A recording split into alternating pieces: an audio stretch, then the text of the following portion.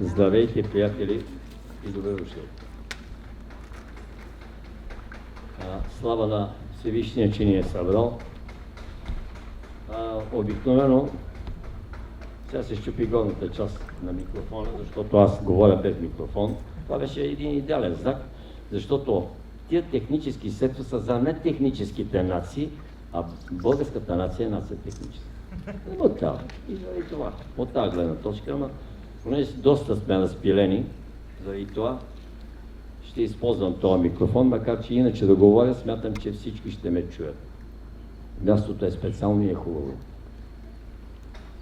На няколко хиляди години има и духове, които тук са се събрали да слушат, и те са на няколко хиляди години, така че и на тях им казвам добре дошли, а някои са си тук. Че добре заварят.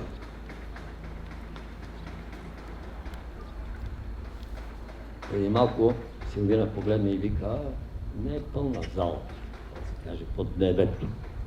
Но викам, този, който трябваше да дойде, е тук.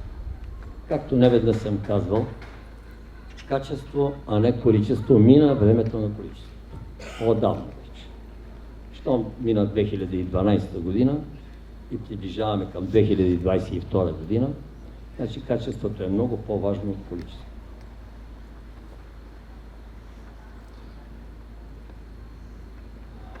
Мислех, понеже темата е сънищата, изключителна. Наистина изключителна, много голяма, много дълбока, като морето, като океана тема. И понеже за всеки е доста различна, защото обикновено и на сън не обучават индивидуално, тъй като всяка една душа разумна, всеки един човек е уникален. Но мисля за пръв път да кажа любимата ми притча, която се казва Диамантеното кафе или Кафе на седмото небе. Много я обичам. Сега ще разберете защо. Вика Господ един велик бял адепт и му казва, синко, трябва да седеш на земята. Вика адепта, за път път чувам, има ли нещо такова? Каква е тази планета? На края на Вселената, там вика на най-загубеното място, ти си нямаш представа какво е, че определил света да следиш там. Добре. Телепортира се нашия и тук, почва да се разхожда и понеже Господ му е наредил да разпространява Словото му, нали? Фаща това, фаща оня, почва да им говори нещо. Никой не му обръща внимание, изобщо.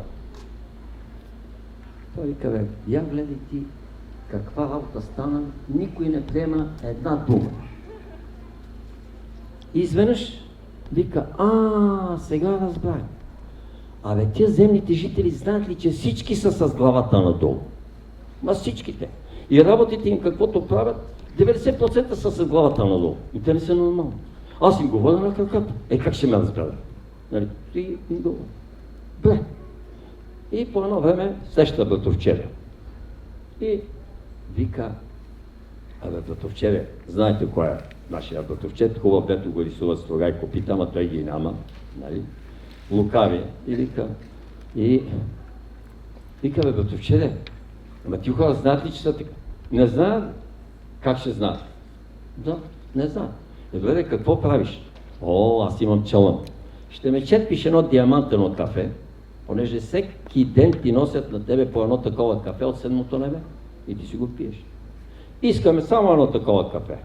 Ще откажеш един ден, аз го изпивам и ти казвам разковничето. Как стават нещата? Ден, два минава, вече на зол нашия, не може, нищо няма на лице. Вижда се пак и слушай, добре, прежалвам се, казвай, имаш го диамантеното кафе, утре се отказвам сутринта от него.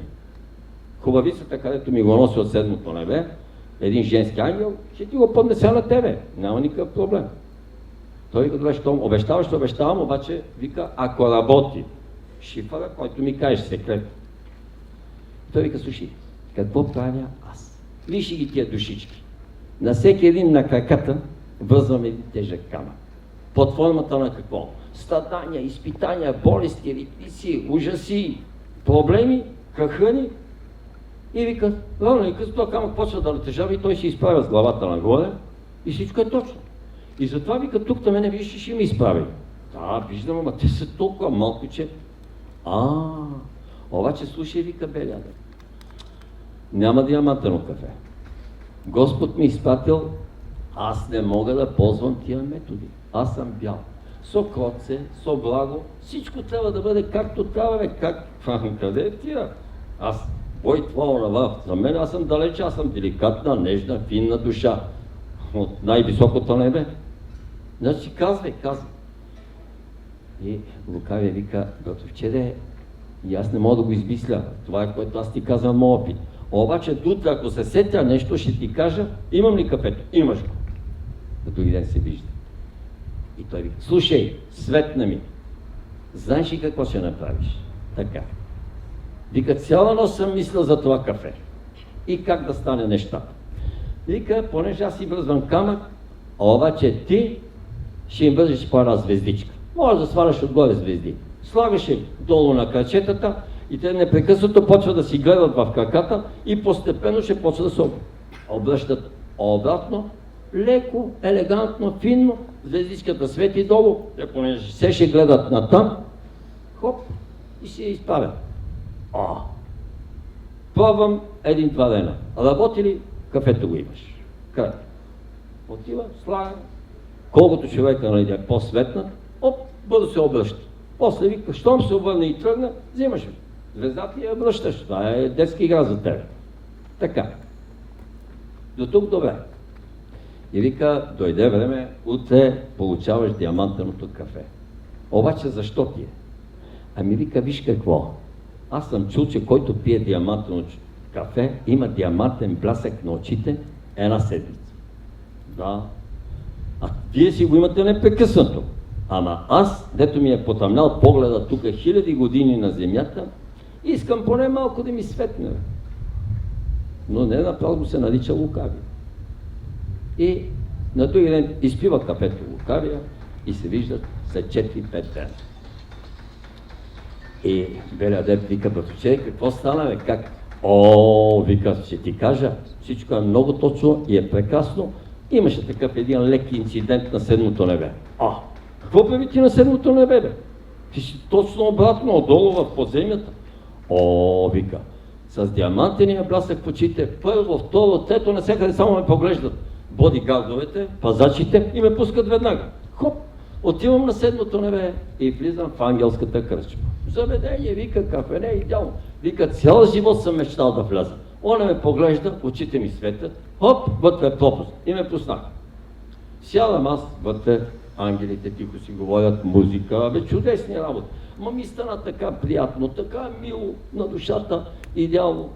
И след известно време викам, момчета, тук няма алкохол, ама аз така съм пиян от красота, от хабавиня, мога ли да ви изпълня една песен? И вика, да, разбира се, как, може ли спеш? И вика, изпях им, 5 хубави девици сънувах тази нощ. Вика белия адепт, хубава песен, поздравил си. Да, така. Обаче вика, като мина известно време, вика, момчета, да ви поздравя с още една песен. Що ми трябваше, вика, да взема да им изпея нашия химн? Котел, катан и огън. Ама пя ли? Аз като я залевах, вика, с цяло гърло, почна да трепери седмото небе. Леле, какво стана? Веднага ме разконспирираха. Хванаха ме ангели, с шутове, излитаха ме, а шефа вика, тича управителя на заведението и вика, вкарайте го тоя на -7 етаж долу, -7 небе, обратно, в земята, там където е. И сега вика, едва дойдох на нулевата кота. На нулевата кота се седя. Имайте преди, че това е нулевата кота. Идеално място. И вика, седиме тук, ето. Какво стана? Ами вика, шефа, знаеш ли какво викаш, като ме гониш? Кой е този предател, дето си даде кафето и успяхте да влезете тук? Трябва да влезе. Да. И вика, не му казал, как ще му кажа? Нищо. Така ли викаше шефа? Той не знае с кого си има работа. Ядосал се белия адепт. Той не знае ли, че още Исус, като беше на земята, казваше да обичаме враговете си, А Георги Изборски казваше, да обичаме и предателите си. Още утре този човек стана клиент на седмото небе, -7 само, че обратно, при тебе. И го прави каквото искаш, ако това, което ми казва, е истина.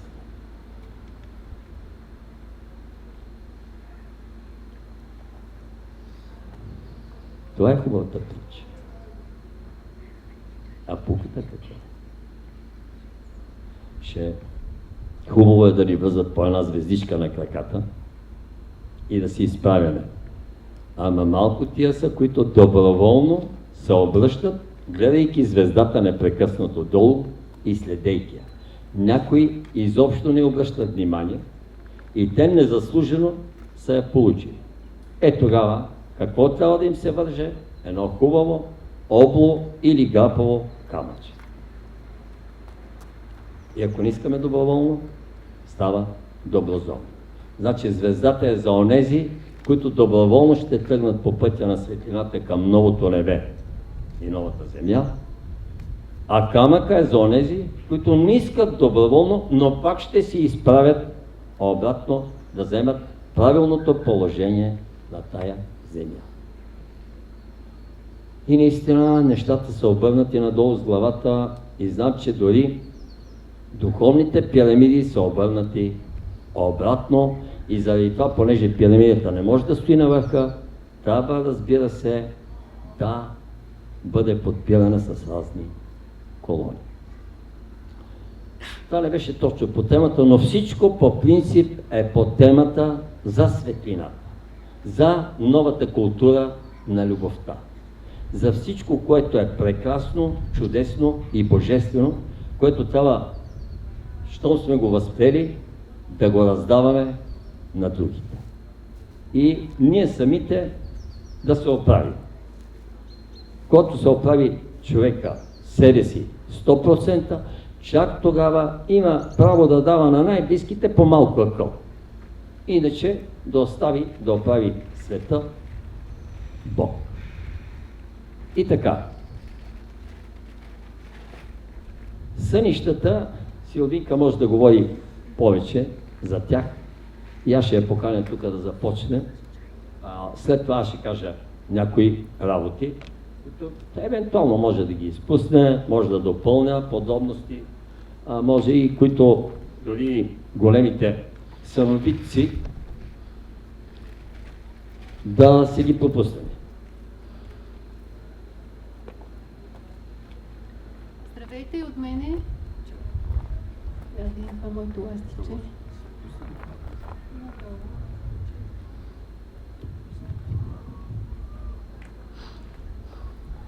Тук съм, за да ви предам едно красиво послание от съня на сънищата и надявам се тези 2-3 часа, които ще бъдем заедно, да бъдат наистина много приказни, много вълшебни, много така както само в страната на сънищата се случва.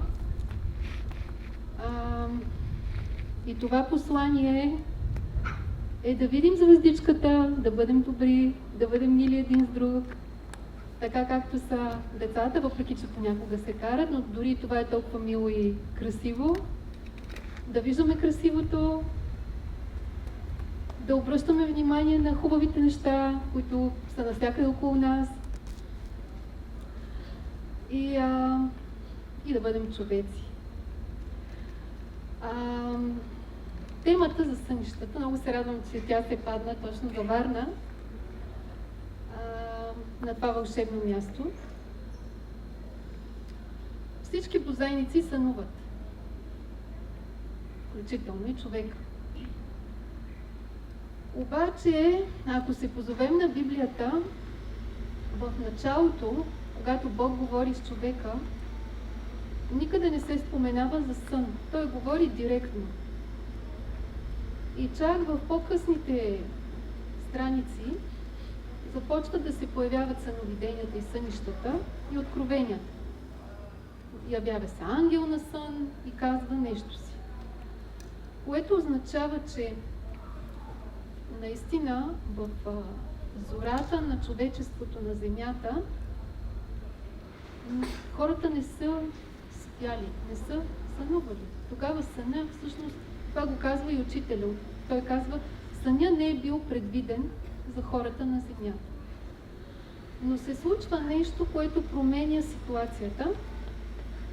И това нещо е отклоняването на земната ос вследствие на един удар, от което се променя човешкия мозък. Дясната половина на мозъка, която отговаря точно за това образно мислене, за връзката с космоса, която приема посланията от космоса през астралното тяло, бива пресирана един вид, като потисната. Този процес се засилва и в последствие, когато хората минават към месоядството, което, пак учителя или не се сещам, Георги казва, че с месоядството е едно от грехопаденията на хората.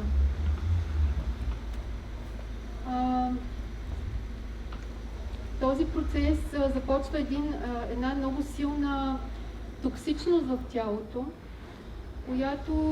която променя целият процес, по който работи мозъка. И така постепенно тази връзка с космоса започва да закърнява. Ако се позовем и на това, което се знае за Атлантида и за Лемурия, пак сведенията са, които са езотерични, че там хората са имали директна връзка с отворено трето око, така както се изобразяват лемурийците. Но в последствие тази връзка започва да се губи. И точно всъщност сънищата са една от най-достъпния за хората начин да възстановяват по някакъв начин тази връзка. Разбира се, има много други начини, чрез които съществата от космоса, да ги кажа така, говорят чрез нас или директно Бог говори.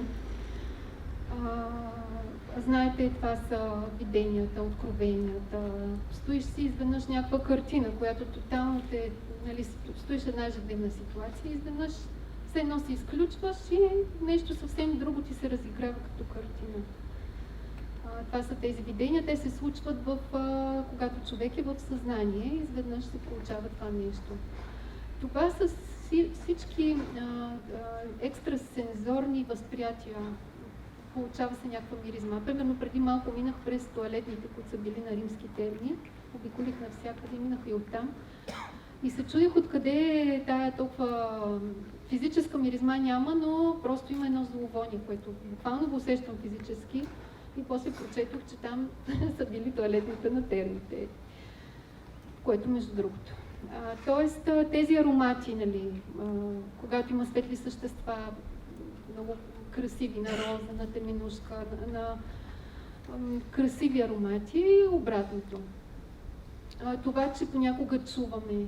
Тоест това са нови сетива или едно по-особено възприятие, което мозъка, просто контрола се изключва. Контрол го държи лявото полукълбо на мозъка, който е доминиращ.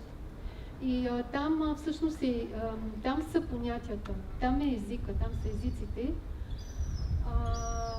Има примерно описани ситуации на хора, които е прекъсната връзката между лявото и дясното полукълбо. И тези хора, зависи от това, примерно ако едното полукълбо е увредено, да кажем, по-често се описват случаи на хора с повредено ляво полукълбо. Много често при гените се получава точно това. Тогава те имат достъп до този ресурс, който стои неразкрит на лявото полукълбо. Всъщност много малко хора имат наистина достъп до този ресурс. Знаете колко малка част от мозъка се използва и то предимно на тази, която е логическата част, където е контрола.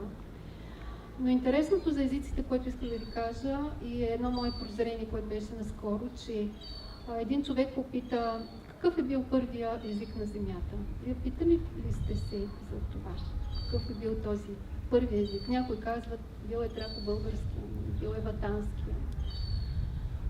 бил е някакъв космически език, но ако се позовем на това, че Щайнер ги описва първите същества на Земята, които все още не са били свързани с земната енергия, са били призракоподобни или ангелоподобни. Значи те са били почти ангели. И езика, на който те са говорили, е бил музикален. Те са пеели, не са говорили. Това го знам от малка. Винаги ми е било като един шум, нали, това говорене. И даже си спомням, че като малка си играех с децата, така си играехме на тази игра. Айде сега няма да говорим, само ще пеем. И сега понякога се случва така да карам хората.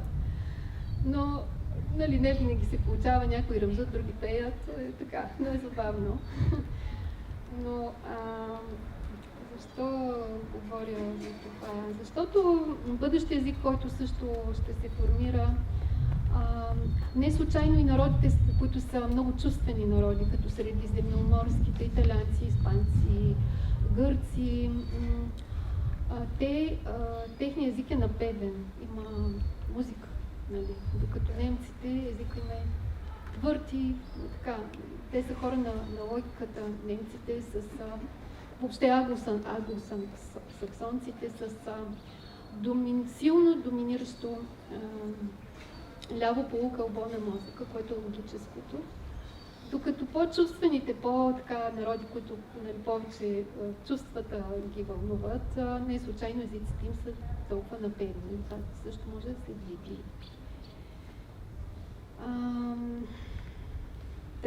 Това е много интересна тема за произхода на сънищата, откъде тръгва всичко всъщност. Като, може би в последствие ще говоря по-подробно, нали, защото има различни източници. Сънищата при много малко хора и в много редки случаи са наистина послания от небето. В повечето случаи нашето тяло, нашата психика, нашата душа иска нещо да ми каже. Още нещо, което е интересно. Щайнер говори за самия механизъм на сънуването. Той обяснява, че знаете, човека има различни тела, не е само физическото, има етерно тяло, има астрално тяло, ментално тяло и така нататък.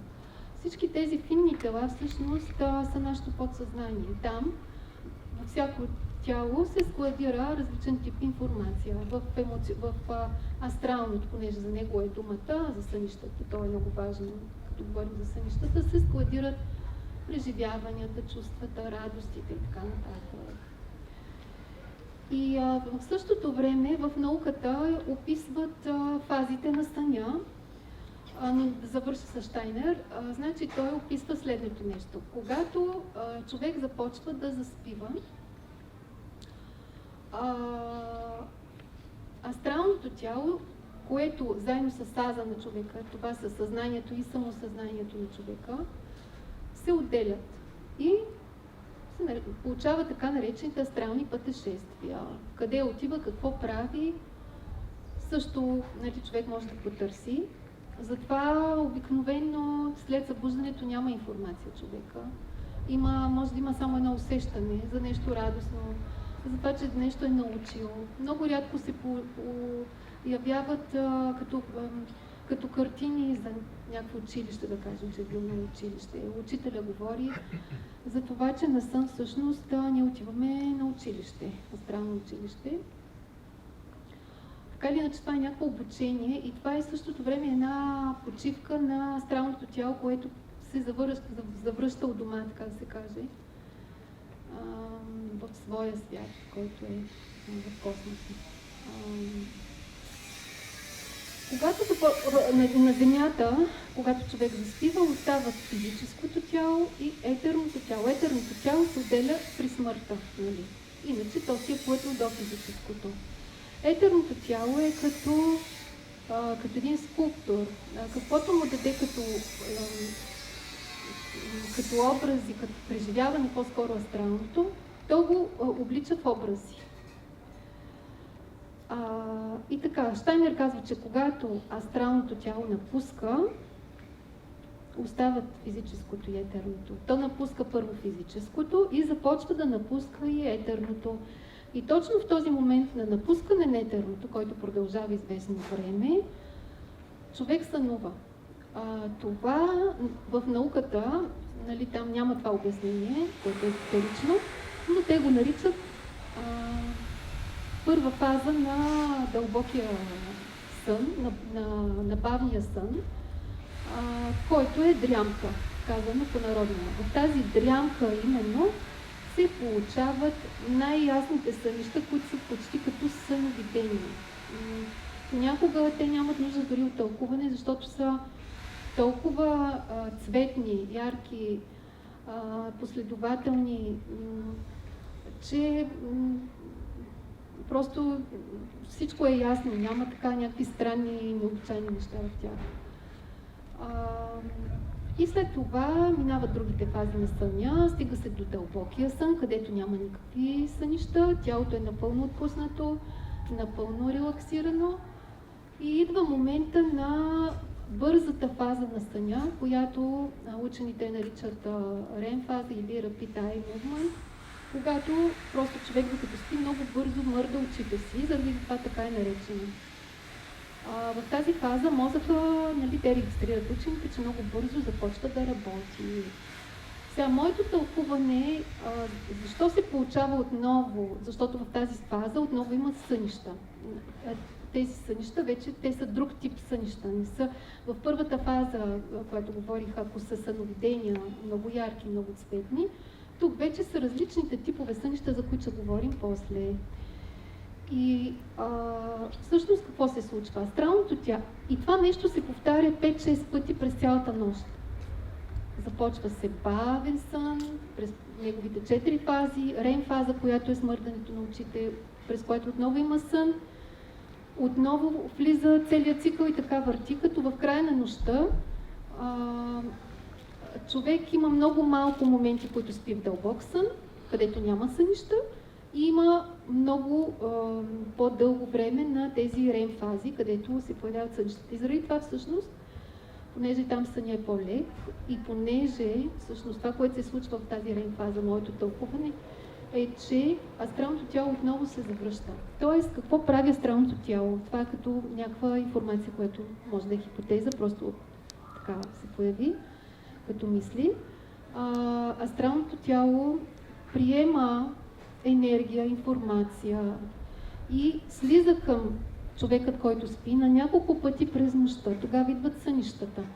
То буквално се слива с етерното тяло и се получава като едно припламване в определени зони, където е нужно да се някаква информация, да се предаде някаква информация. Това едновременно и зарежда човека с много енергия, но и наистина идват послания, които астралното тяло носи като едно настроение, а етерното тяло дешифрира това настроение като образи. И така, това за въведение. Може би трябваше да още нещо от книгата. Да, това и до книга. Това, което говорих за месоядството. В книгата на Нели Лишковска "Липсващия сън", всъщност тази книга беше вдъхновението да се появи днешната тема. Има една глава за съня, която много лично мен ме впечатли. И тук се разказва за един човек, който има послание от Бог, в случай от Охара, че човешкият вид е единствения, който топли храната си, при което той изкарва 3 месеца на сурова храна. Установява обаче, че е малко, че чак на 6-я месец започват истинските промени в организма, в това число и в мозъка. И вече към 3-та година, ако човек остане на сурова храна, знаете, има суровоядци. Това са хора, които се хранят само с плодове, сурови плодове, сурови зеленчуци, сурови ядки, накиснати във вода, сурови семенца покълнали и така нататък. Наистина, човек, който е правил, да кажем, житен режим или нещо подобно, знае за какво става дума дори само за тези 10 дни.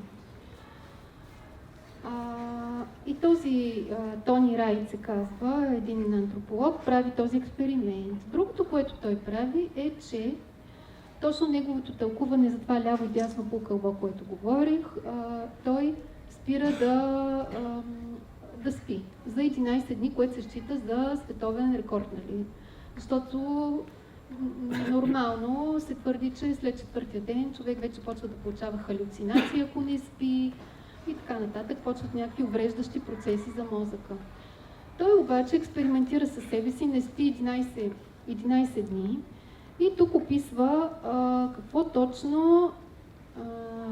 точно се случва при този негов експеримент.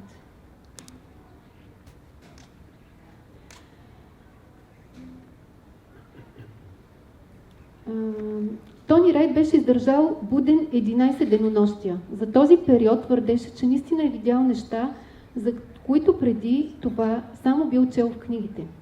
За по-голяма нагледност правиш аналогия с механиката. Не е сложно. Променяш биохимията, изморяваш рационалното мислене, така че да му отпуснеш контрола и вуаля! Така получаваш достъп до нещо различно, което не се обяснява, а се преживява по фантастичен творчески начин. Най-интересните преживявания започнаха, когато минах границата на умората.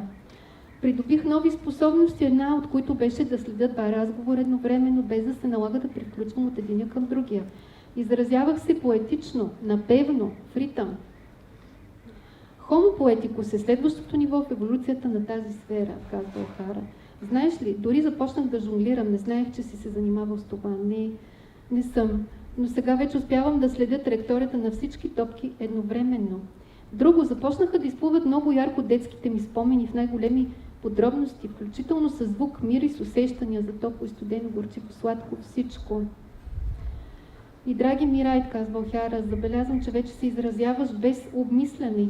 Движенията на мисълта ти са повече образи и усещания. Точно така, но е много трудно да се определи с думи. Това е някакъв по-съвършен език, който не може да се впише в примитивната форма на човешката реч. И така нататък. Наистина много, много интересен експеримент, за който Георги вярвам, че може много повече да разкаже, защото той има опит с това.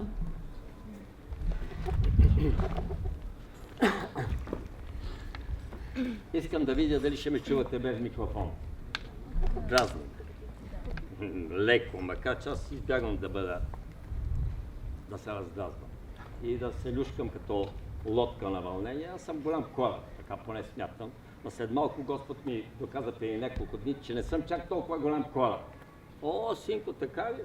Но ти за какво се мислиш? И аз верно се мисля.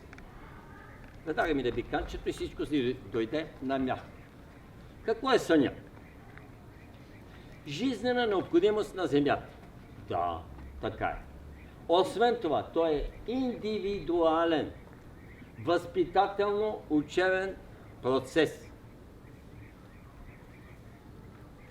За всеки един по определен начин. Този процес тече непрекъснато и непрекъснато ни изпитват и денем, и нощем. Ама гаранция. Каквото, значи, аз ще кажа от собствен опит след малко, няма начин да не ни изпитват, но някои го проумяват, други не. Това е половината от дефиницията за съня. Втората половина каква е? Да, и тя е много важна. Сънят е ежедневна, очистителна баня, пречистваща, ама идеална, за духа, душата и тялото човешко. Освен това, той и една оздравяваща почивка, защото който не спи, може да издържи ден, два, три, седмица, месец без сън. Аз съм барман и сутринта я предвема 20 минути, я не. Нощен бар. От вечерта до сутринта. И понеже искам да натрупам голямо количество парични знаци, особено на морето, работя като идиот. Ама не. Тоест, извинявам се, защото тия, които са малко с разума, не искат да работят нищо. Те само се усмихват. Така.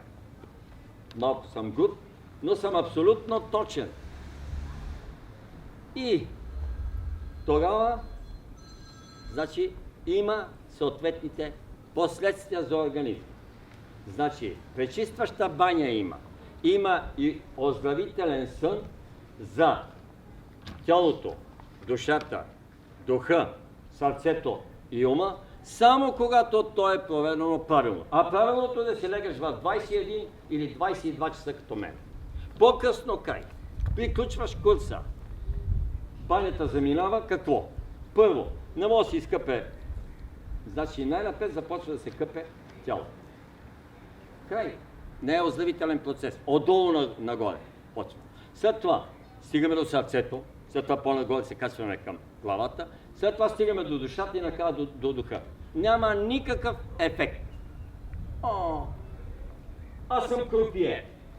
Цяла нощ рулетката се върти, шефът е казал, виж какво на тия, да им вземеш парите. Пускаш джаджата, такава електроника има, че ли е бедна фантазия.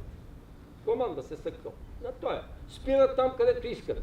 Отначало те зарибяват и после си тръгваш, включително, че си даваш и хубавия часовник и всичко, и даже викат, знаете, господине, вие дължите на заведението само още 1000 лева.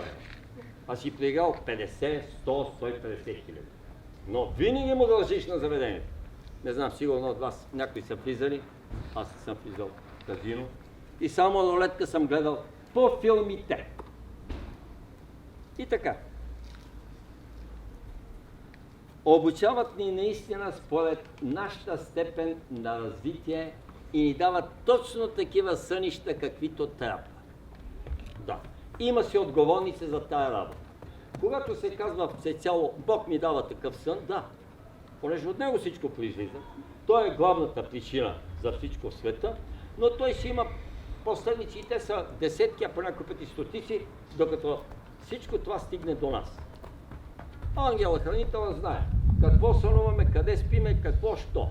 Има и още по-голям учител и още по-голям учител. Всичко си е точно. Индивидуалното е това, че докъдето сме пораснали в духа и както вървиме, така започват да ни дават сънища. Онези, които са с по-елементарничко, така да кажа, съзнание, по-посредствено, стигат до долните етажи на астрала. Не могат да се качат нагоре. Какво да се прави? И оттам черпят сънища. И тия сънища, ако почнем да ги наредиме, какви са, те са обикновени земни сънища и са едно към едно с филиално. Това е подиум, трибуна, хубава, това е тухла, зид, камък, микрофон, кокошката е кокошка, магарето е магаре и глупакът си е глупак. Едно към едно. Да. Обаче, докато се стигне до най-високо символичните сънища, от които лично аз смятам, че съм стигнал, да, моля ден ми направиха изпит, защото ми изпитват и денем и нощта. Нали? И вече казвам от собствен опит нещата. Значи, следващата степен на съня е малко по-висока и ти дават леко нещо метафорично или символично. Символ. Нека да започнеш да мислиш малко тук, да почнеш да мислиш не с логическия, най-ниския земен ум, а как се казва този ум? Абстрактен. Едно виждаш, ама друго казваш. Нали? След малко точно ще ви дам един идеален пример. И така. Още на по-високо ниво вече се качваш в духовността, съзнанието ти расте отворено, вече си станал по-голям дявол от дявола. И тук вече почва ти дава само символ. Къща виждаш, това не е къща, това е панделата. Това е за душата е клетка, как ще е къща, аз не влизам в тази къща. Докато обикновеният човек казва, къщето какво хубаво. 5 стаи, 2 етажа и така нататък. Той така разсъждава и така тълкува. Защо? Защото сънищата се тълкуват по този начин, според личния код на Вселената. Най-нише човешко тълкуване. Ангелското тълкуване, духовното и божествено тълкуване най-висшето. Всеки един сън може да бъде изтълкуван така. На дедо Пешо от село Чуковезе в Беломанско, който ми е любим приятел, дедо Пешо вика, бе, кобилата не съм я нахранил. Дедо Пешо, кобилата е душата ти, защото е живо същество и ти душата си не храниш, бе, моето момче, бе. Защо ме караш аз да ти казвам? И поне аз пия кафе, ти пиеш гроздова. Така се толкова са. Не по друг начин. И така. Значи, кой докъдето е изнасял на степен на трансформация на духа, до там е. И такива сънища му дал. А с това сънищата, ако са цветни, наистина излизат горе от високите астани.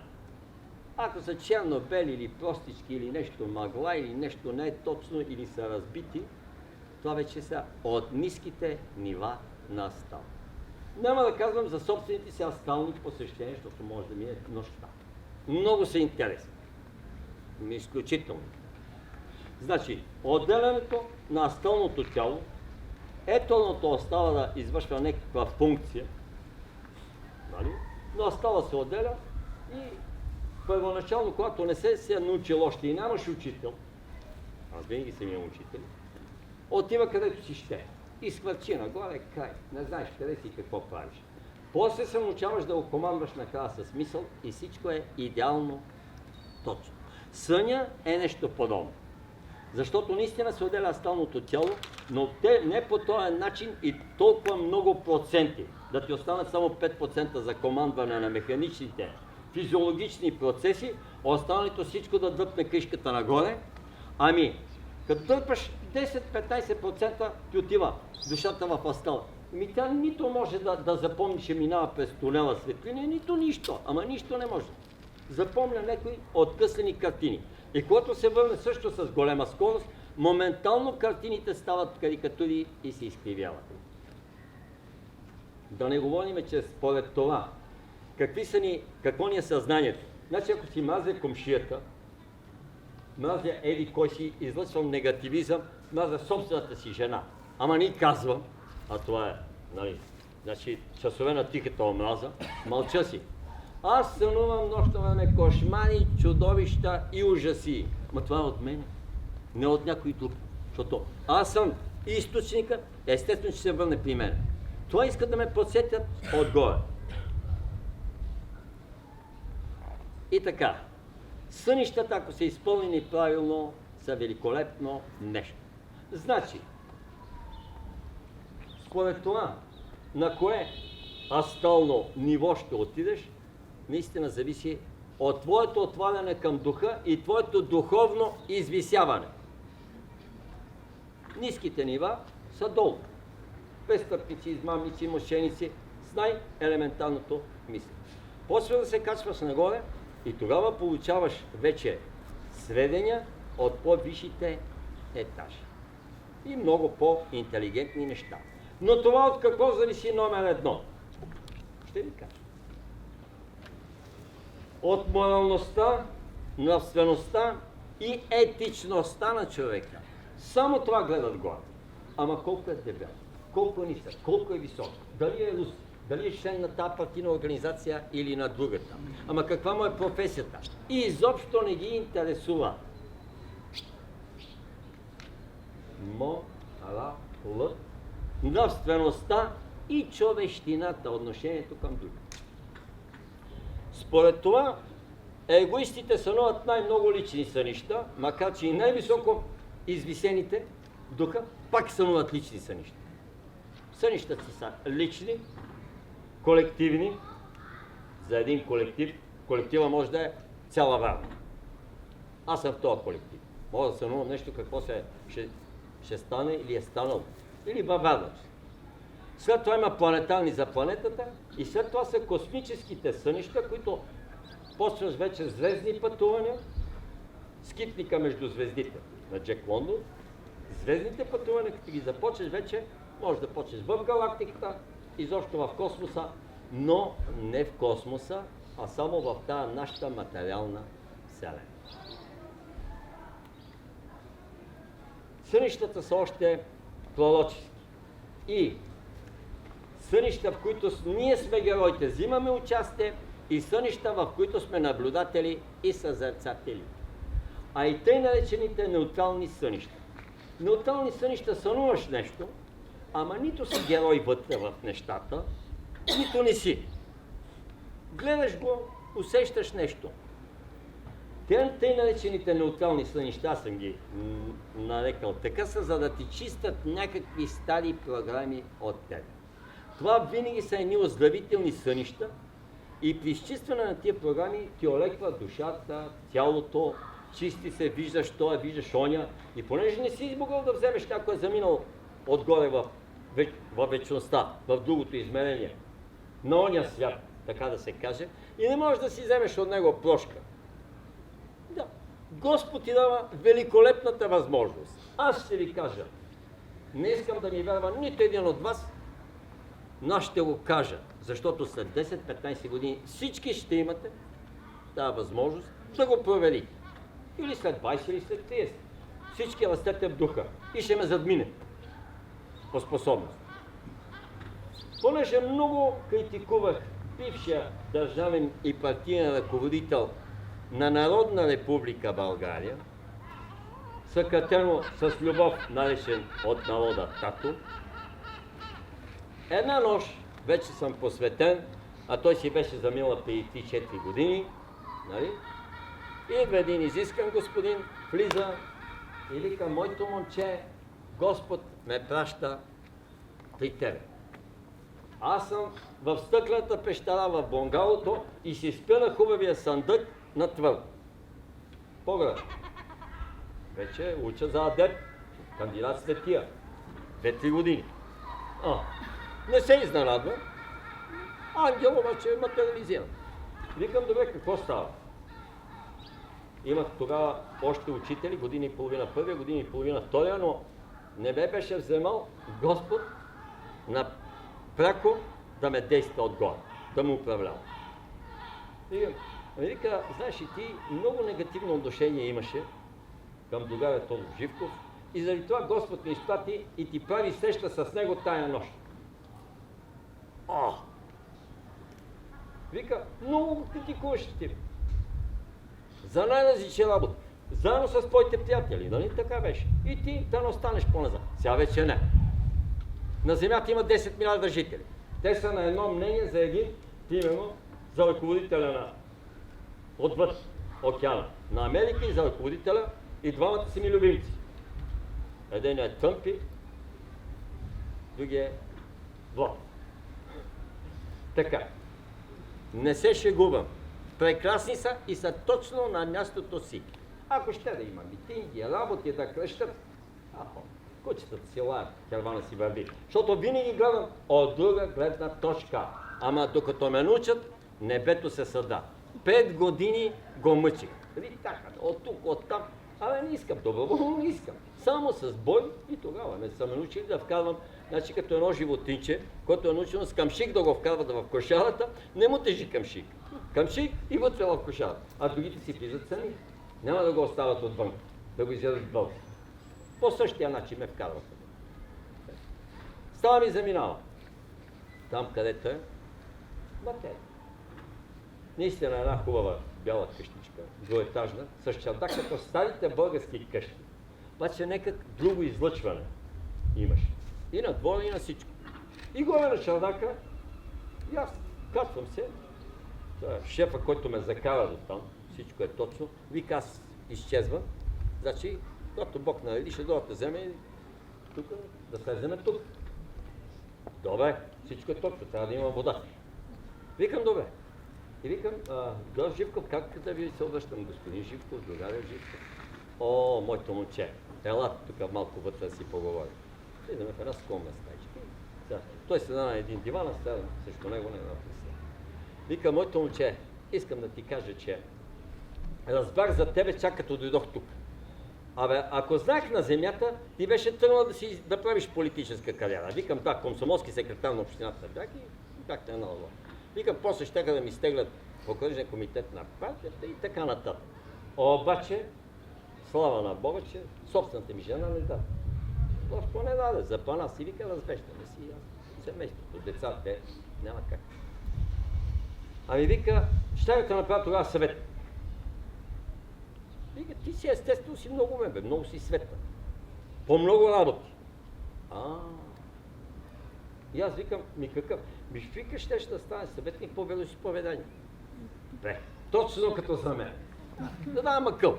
И никаква работа. Вероизповедания. Та по-лека има ли? По-мързелива работа няма от това. Все едно като поп. Даже по-добре ще да бъдеш, защото да бъда някакъв началник, нали?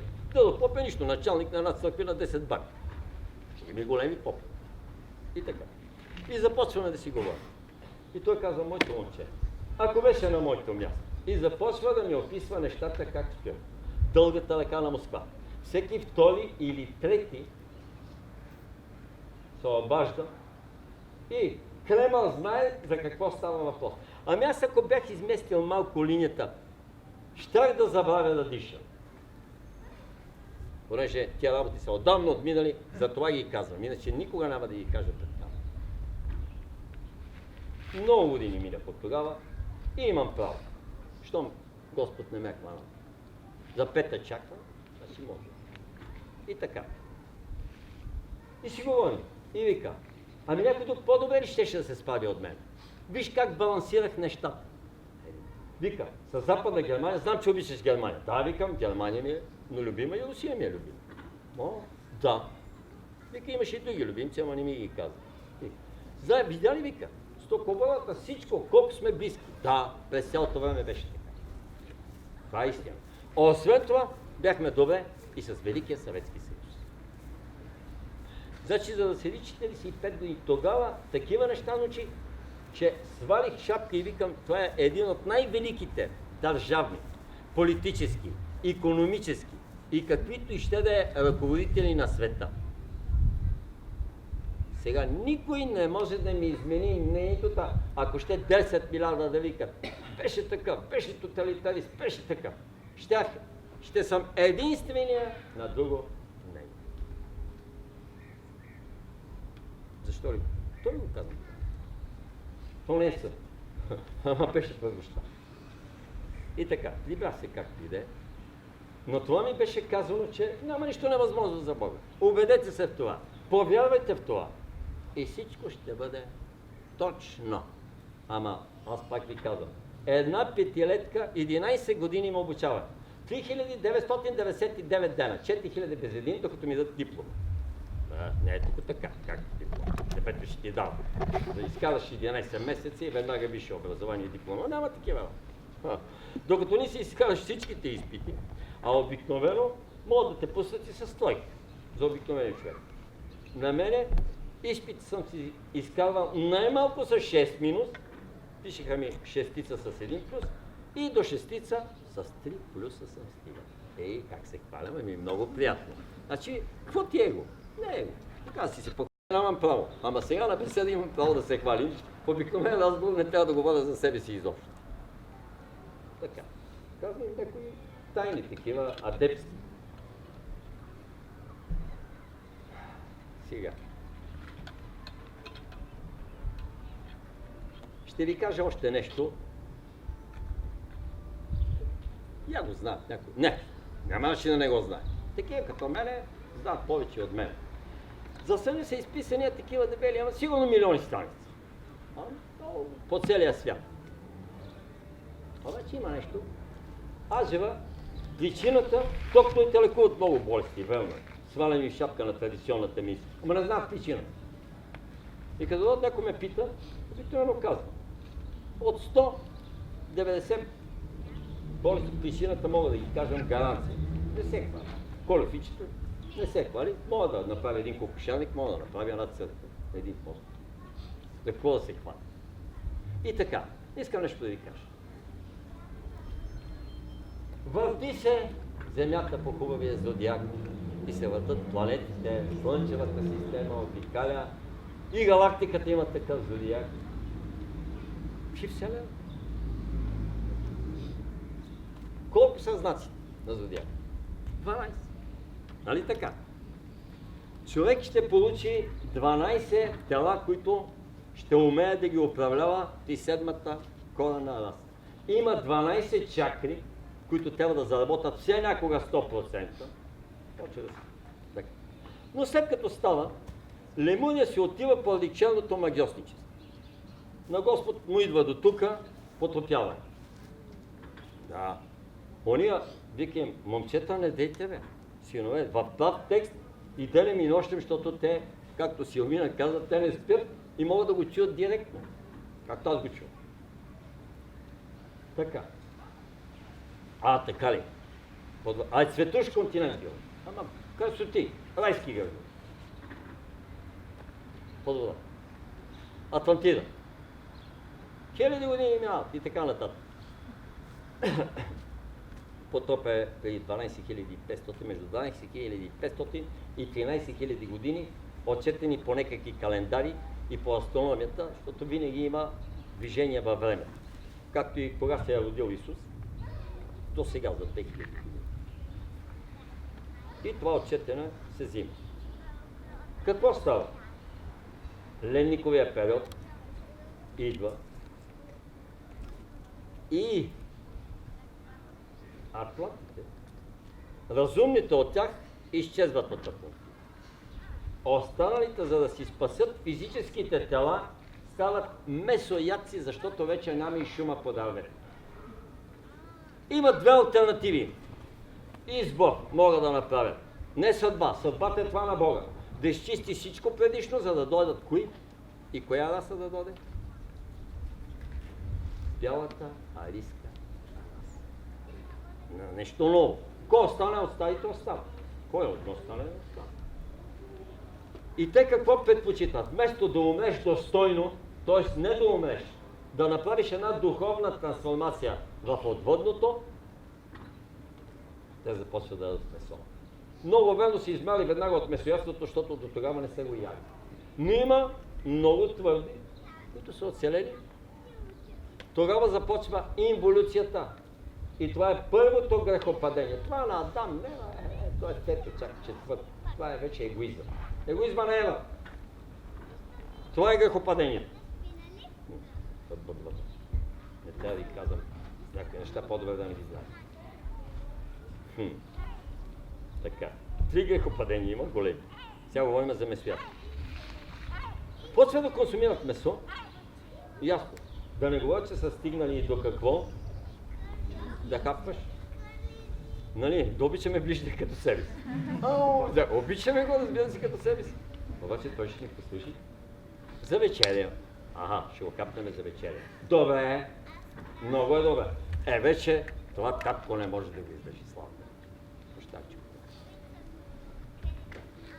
Значи, като вижда това, напълно връзката се къса. Ни денем, ни нощем имат някаква връзка с Бога. Какво остава? Ликвидация. Така ли или не? Какво ще направите вие отгоре? Но те едни ненужни долу шаващи някакви животинки такива, които по-добре и да започват отново. Дава им се нова възможност и нов шанс. Ето това е. А те са изпуснали този шанс. И какво станат? После почват да инволюират и от тях започват да се пръкват всички цветни раси. Значи, сега продължавам да казвам. Наземното кълбо, освен 6-та коренна раса и 6-та подраса на 5-та коренна раса, се раждат със съзнание в сегашния момент. 3-та коренна раса, 4-та и 5-та коренна раса са всички подраси, като 3-та и 4-та им оставят старите хубави антидобродетели, казано с други думи, пороци. Какви са те? Обичаме месото и нито едно убийство не го смятаме за несправедливо. Тепане до дух. Така ли? А не убивай. Морално-етичният кодекс на Спасителя, слава Тебе, Господи, беше донесен преди 2000 години само за да го подсетят хората. А 10 Божи заповеди са донесени и са написани черно на бяло на скрижалите на кого? На Мойсей. Не ги знаят. А защо си ги забрави? Защо евреите не ги даваха на света? И заради това сега, което говоря, учителя слезе тук и разбира се, че и Господ се е родил тук, на тракийските земи, но не е скрито по книги. Защо? Защото това учение е за любовта. Новата култура на любовта. Да се обичаме всичките, малко или много, или поне да сме доброжелателни, добронамерни към всичко живо, трябва да вземе връх. То аз го гледам и имам някаква надежда, защото наистина започва да върви нагоре. Едно малко слабо зелено стъпче, само да не го стъпчем. Но от такива като нас зависи това. И аз мислих, че не зависи от мен и се дърпах сума време да си вземе служба. Тот вика, синко, аз съм те платил толкова време. До 55 години седиш, натрупал опитал. Кой да плащам 55 години да го чакам? За кога? Мислиш, че по-бързо ще го обучим. Ма викам, моля 10 милиона да се наземат такова. Те не са 7. Те не могат да ги пребрат из джунглата там и из руските сибирския лес. Къде ще го пребрат? Не могат. Не могат да пребрат населението нито на Индия, нито на Китай, къде? Нито на Индонезия, нито там по островите. Островите са хиляди, десетки хиляди. Следващия път ще ги пребрат. 10 милиарда. И отгоре. И за всички има храна. Обаче, до някъде съм съгласен с това, с батовчеите, които са силите на задържането, защото има някакъв изключителен рационализъм. И не мога да правя коментар, защото ще разсърдя и ще направя да прочищава, си кой, що ме огорчаваш ти, бе, другите не знаят, кой ме огорчил, те на нищо ме правят. Обаче ти поне като знаеш, една дума не казвай такава. Казва ми този хубав сън, чудесен, преди 3 дена. Той беше специално за тази беседа. И аз поне вия да носи и викам, те всичко знаят за сънищата, бе, опикален, това, видове, работи, ще им взема акъл. Предишната вече си говорим семейно. Сега как ще говоря с вас? Сънува ми точно при зори, сънувам следният прост, обикновен, само че цветен сън. Не съм сънувал сигурно 30 години такъв сън, па и повече. Аз и малко такива сънища. Тоест, най-обикновен, най-елементарен. Но толкова елементарен, че нямам думи. Сънувам се, ама сън, не е съновидение. Съновидение, сам в час, не може да ме свалят до подсъзнанието в никакъв случай. Обаче на сън, хоп, щак, само подсъзнанието работи. И сънувам, че вървя по един хубав горски път, бос. И някак съм си изгубил маратонките и се сещам, че питах 2-3 души, познати сещам. Викам, бе, къде са ми маратонките, бе, къде ги оставих, не помня. Обаче викам, трябва да свърша една работа. Поръчка от небето. В дясната ръка нося няколко габарчета и малки пирончета такива, цяла шепа. В лявата нося по-големи пирони, такива 7-8, който е спитал, знае. Обаче нося и такива загради, 17-18 см, огромни, ама ето така цялата шепа.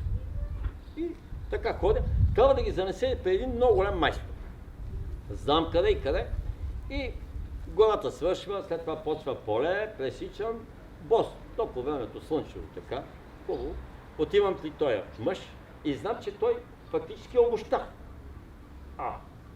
Обущар, това е основната професия, но се занимава с след други работи или както българския народ казва пенкилер. Значи водопровод, канализация, няма нещо, което не се занимава. Ако искаш вино ще ти направи, кация, работи, всичко. Голям майстор. И върви по едно време, гледам едно блато, обаче тук, понеже малки пирончетата и гарачета ми набодоха цялата ръка. И аз казвам, защо съм такъв дивак? Тия ще свържат работа, големите могат и за малко и за голямо, нали? Но тия малките, за какво са? За нищо не мога да използват. Габарите са за хартия, не са за подметки. Едно време, нали, имаше габари отдолу на подметки. Пирончетата, викам, и те са малки. Я блатото да ги хвърлят, те ще я раздяшат и край. Блато кой влиза? Но това е една мътна вода, едно такова. По-вътре, на няколко метра ги изхвърлих, те се пръснаха. Викам, освободих се едната ръка и викам, добре, разделих се от това, защото ми беше така много. И си вървя спокойно. И само след 50 метра гледам 2 хлапета, които не беха много светли. Так, както е блатото, ама кално, мачо са, той е за прасенца. И извън се набутаха вътре, ама от другата страна чак, не от тази страна, дето бях хвърлил тия неща. И аз викам, ако знаех, никой нямаше да фръмче.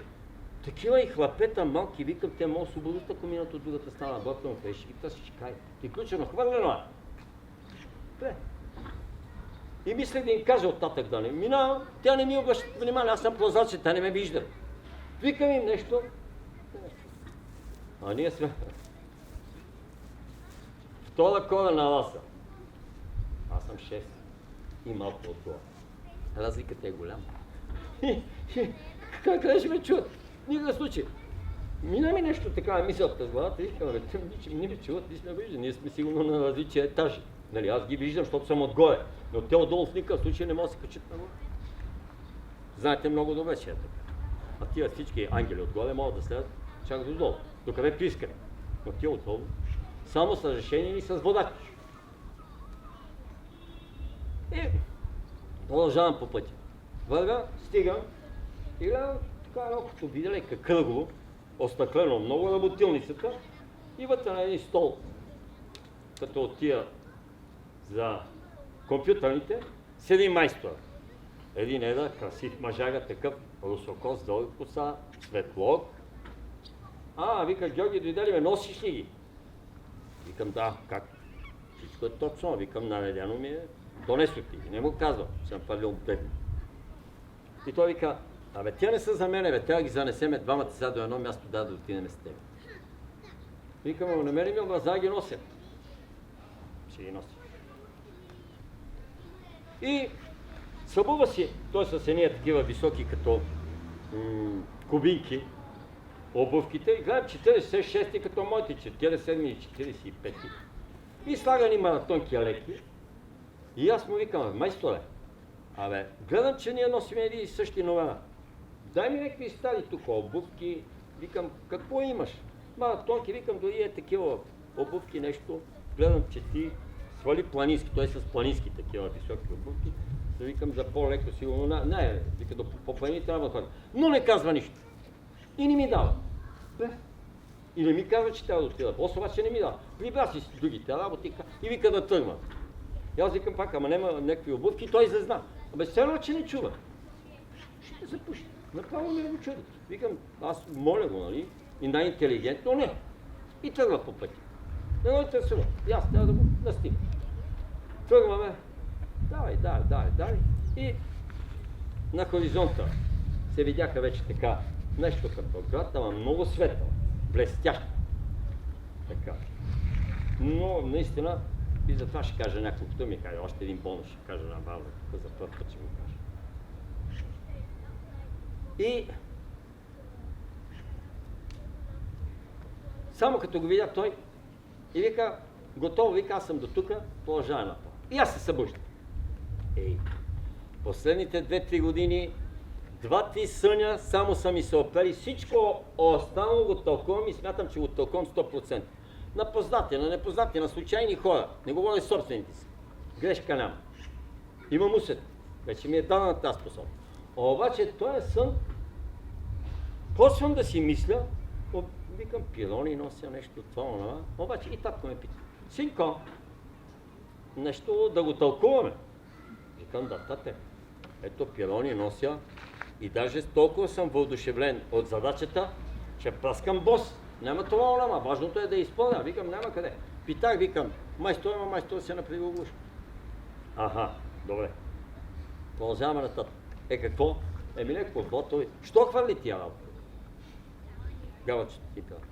Викам, наборха ми ръката и блатото, викам, жива душа не влиза, по едно време гледам, те чисти са преднали, не прасета, не нещо друго, нали, животно. Викам, хора.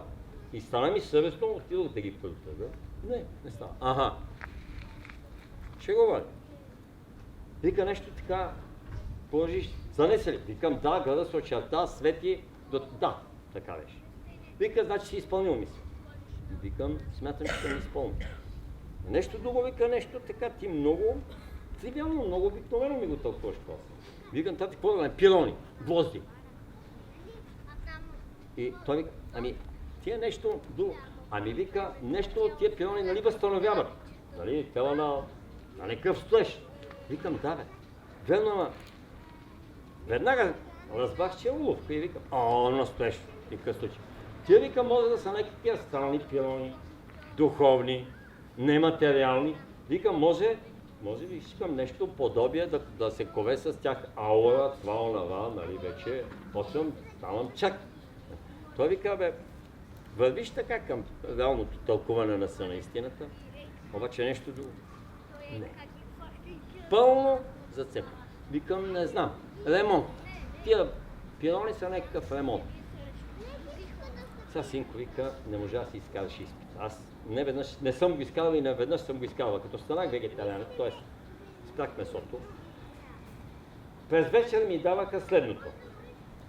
Печени прасета, телешко, паржоли, аромати, ама абсолютно истинско. И той посягам, викам, бе, аз вече съм стал месо. Някой път даже съм го лапал и съм се сещал да го изплюя. Значи много бързо ми слезна това в подсъзнанието и когато напоследък почва да не ми прави впечатление нищо, тогава ми спряха изпита. Това е между другото. И татко вика сега, синко, видя ли колко си велик, бе, тълкуваш сънищата напоследък? Толкова вика. Видя ли се всякакъв си? Един се не мога да разтълкуваш тук. Викам, аз знам, почвам да го тълкувам, после си изпълнявам, нали, виждам блатото е, викам, нещо стало в съзнание, това, гората е хубаво нещо. Опитвам се с символи да казвам. Той вика, слабичко, не става. И викам, добре, тате, предава се, казвам. И той вика, синко, сега слушай ме внимателно, защото това е един толкова важен сън, толкова основополагащ, вика, че наистина ти е бедна фантазията, както обичаш да казваш.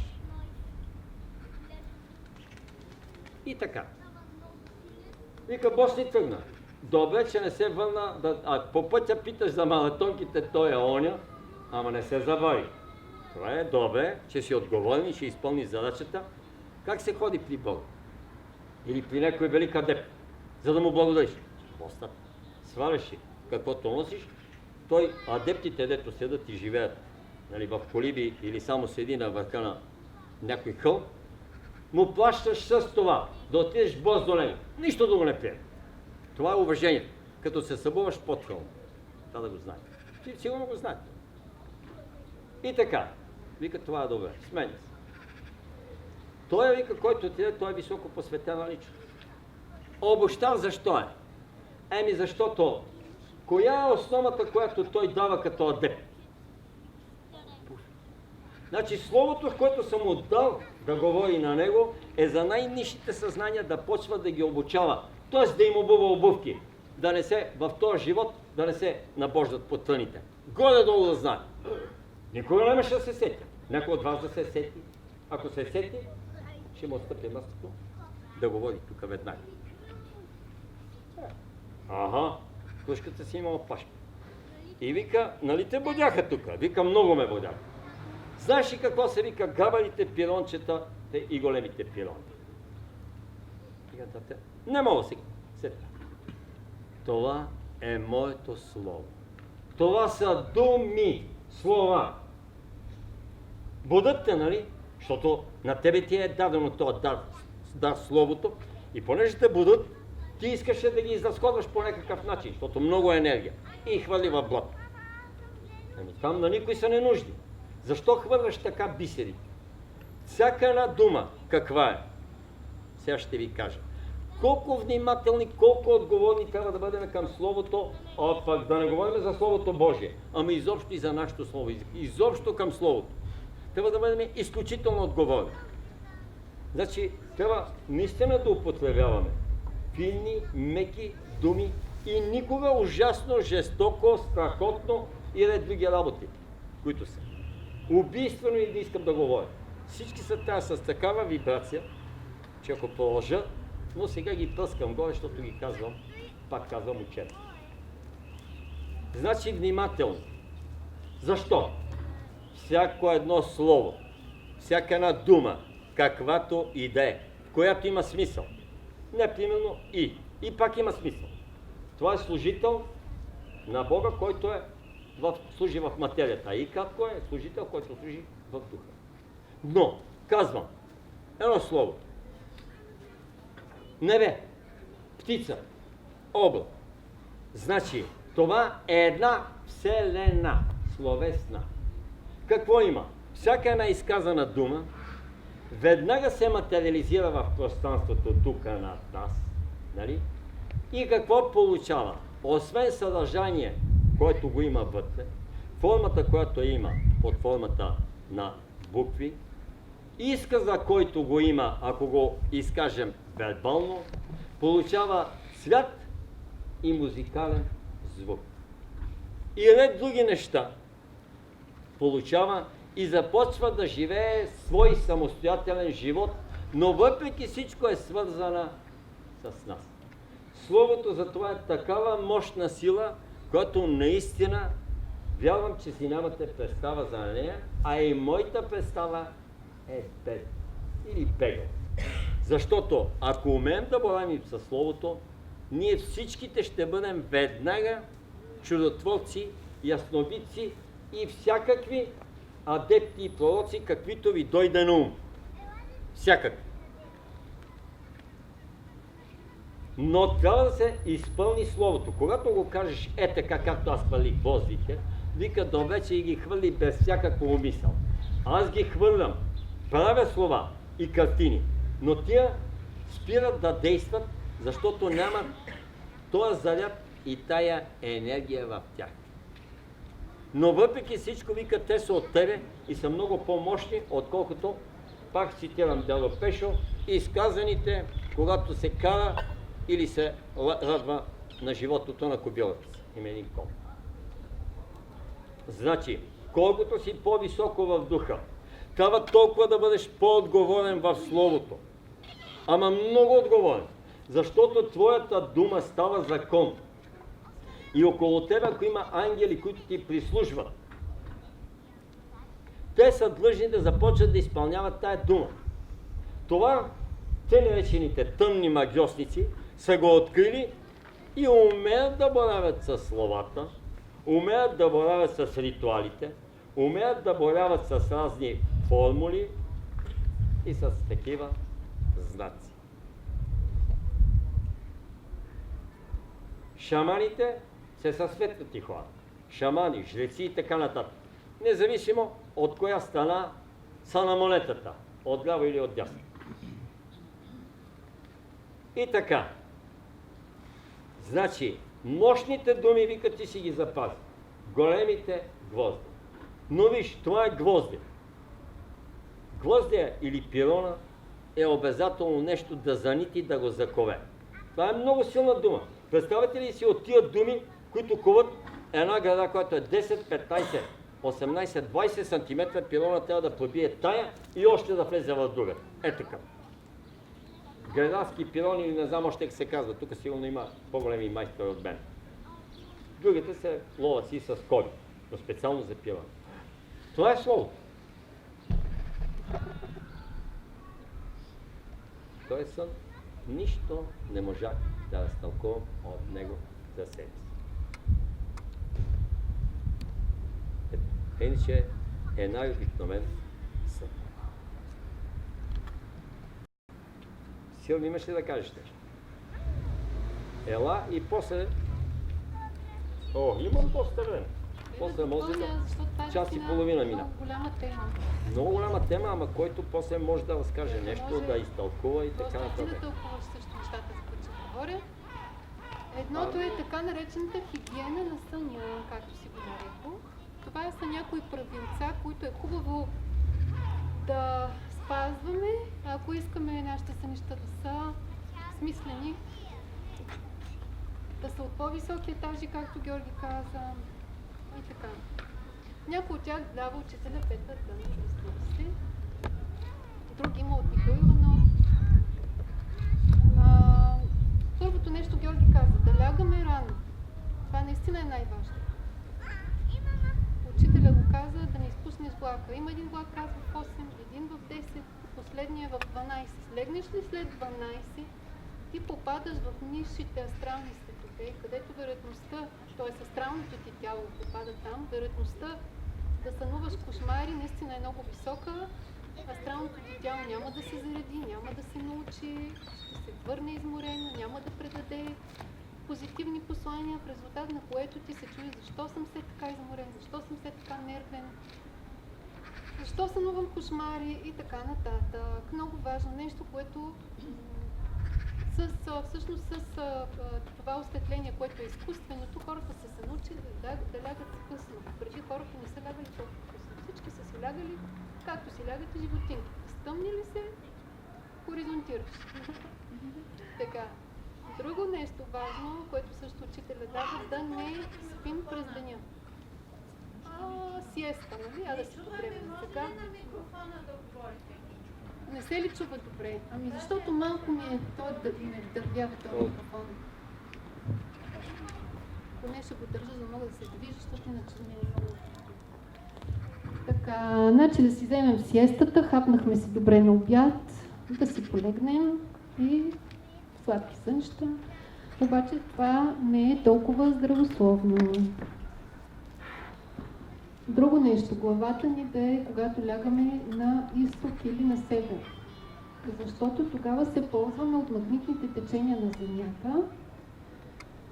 Това е една енергия, която постоянно ни захранва, т.е. тя тече правилно към нас. На запад се погребват мъртъвците, глава на запад. Правилният начин е главата да е на изток или на север. И това е хубаво строителите да вземат да помислят за това, защото и архитектите, защото почти всички сгради, ако сте обикаляли да гледате да си купувате апартамент, се оказва, че така са направени, че то просто няма как спалнята да си я сложиш, така че главата е на изток или на север. Друго нещо, което древните също много добре са знаели. Къде да легнем? Къде е местенцето, къде ще е най-добре? Така както котката, кучето, животинките знаят къде да легнат да спят. Така и човека е имал това знание. Днешните радиестезисти откриват зони, които е абсолютно нездравословно и противопоказно човек да спи върху това място. Това нещо, нали, хубаво също да обърнем внимание, дали няма подземна вода, която тече отдолу под леглото ни, дали няма пресичаща се точка от мрежата на Кирил Хартман и така нататък. Също важно нещо, иначе пак идват ниши сънища, ниши вибрацията на нас. Буквално астралното тяло може да се, като в някакъв капан да изпадне. Друго важно нещо, молитва преди сън. Изключително важно. Защото молитвата пречиства енергийните ни тела, които през целия ден следствие на различни впечатления и взаимоотношенията ни с другите хора се пълнят с всякакви паразитни думи, впечатления, неща, които не са толкова позитивни дори понякога. Знаете, живеем много нагъсто и имаме много различни взаимоотношения с много хора. Когато човек се помоли преди да заспи, това нещо се изчиства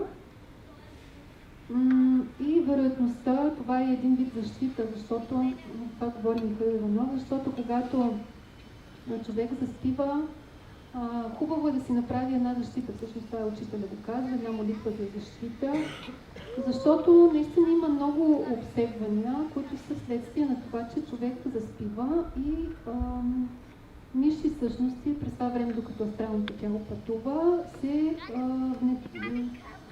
включват в неговото съзнание. И заради това молитва и ограждане преди заспиване. Друго за хигиена на съня, мисля, че това бяха основните неща. Също хубаво е надясно да се спи, на дясната страна, така че гръбнака да не се притиска. Много хора казват, на гръб е най-хубаво, гърба ми е изправен, енергията тече, обаче може и нещо да опира, нещо да не е както трябва. Нали, препоръчва се да е надясно.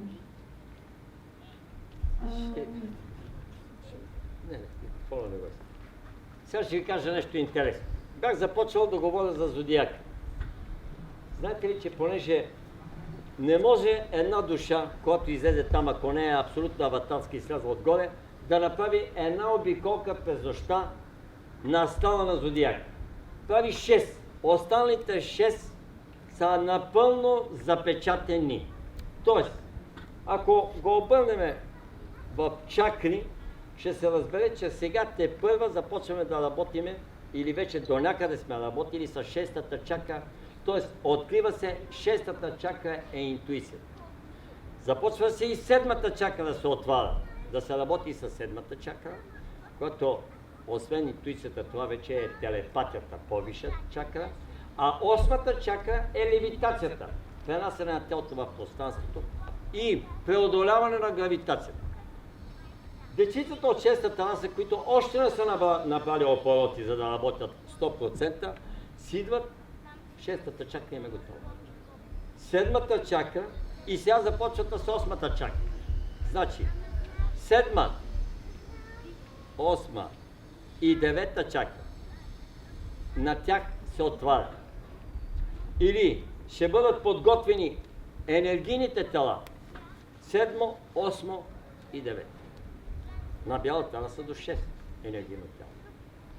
При всяко отваряне на чакра и изработване на тялото на съзнанието от човека, ни пускат в още един кръг на зодиака.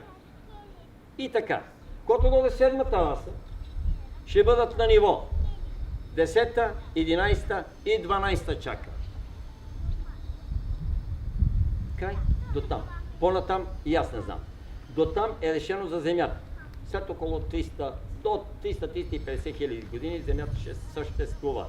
Макар че малко по-рано ще дойде седмата раса на Земята. И така, седмата раса вече не й трябва това съня, тя вече ще започне да има директна връзка, както първите раси, но на много по-високо, интелигентно, морално, нравствено и духовно ниво. Значи, тогава вече ще бъде отворен целият зодиак и тогава те и без това ще си правят разходки из Вселената, кога как искат астрални пътешествия и ще го обикалят седем.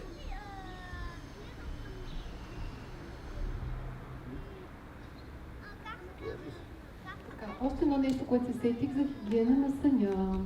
Пускаме си хубава музика докато спим. Това е установено, че хора, които имат дори обсебване от духове, когато слушат, но говорим хубава музика, наистина, нали, поне класика да е или нещо, някаква окултна музика. Нали, тук Калин може много да ни каже за окултната музика, която той е извадил от беседите на учителя, цяла книга е написана за това. Спала съм на музика, наистина разликата е много голяма.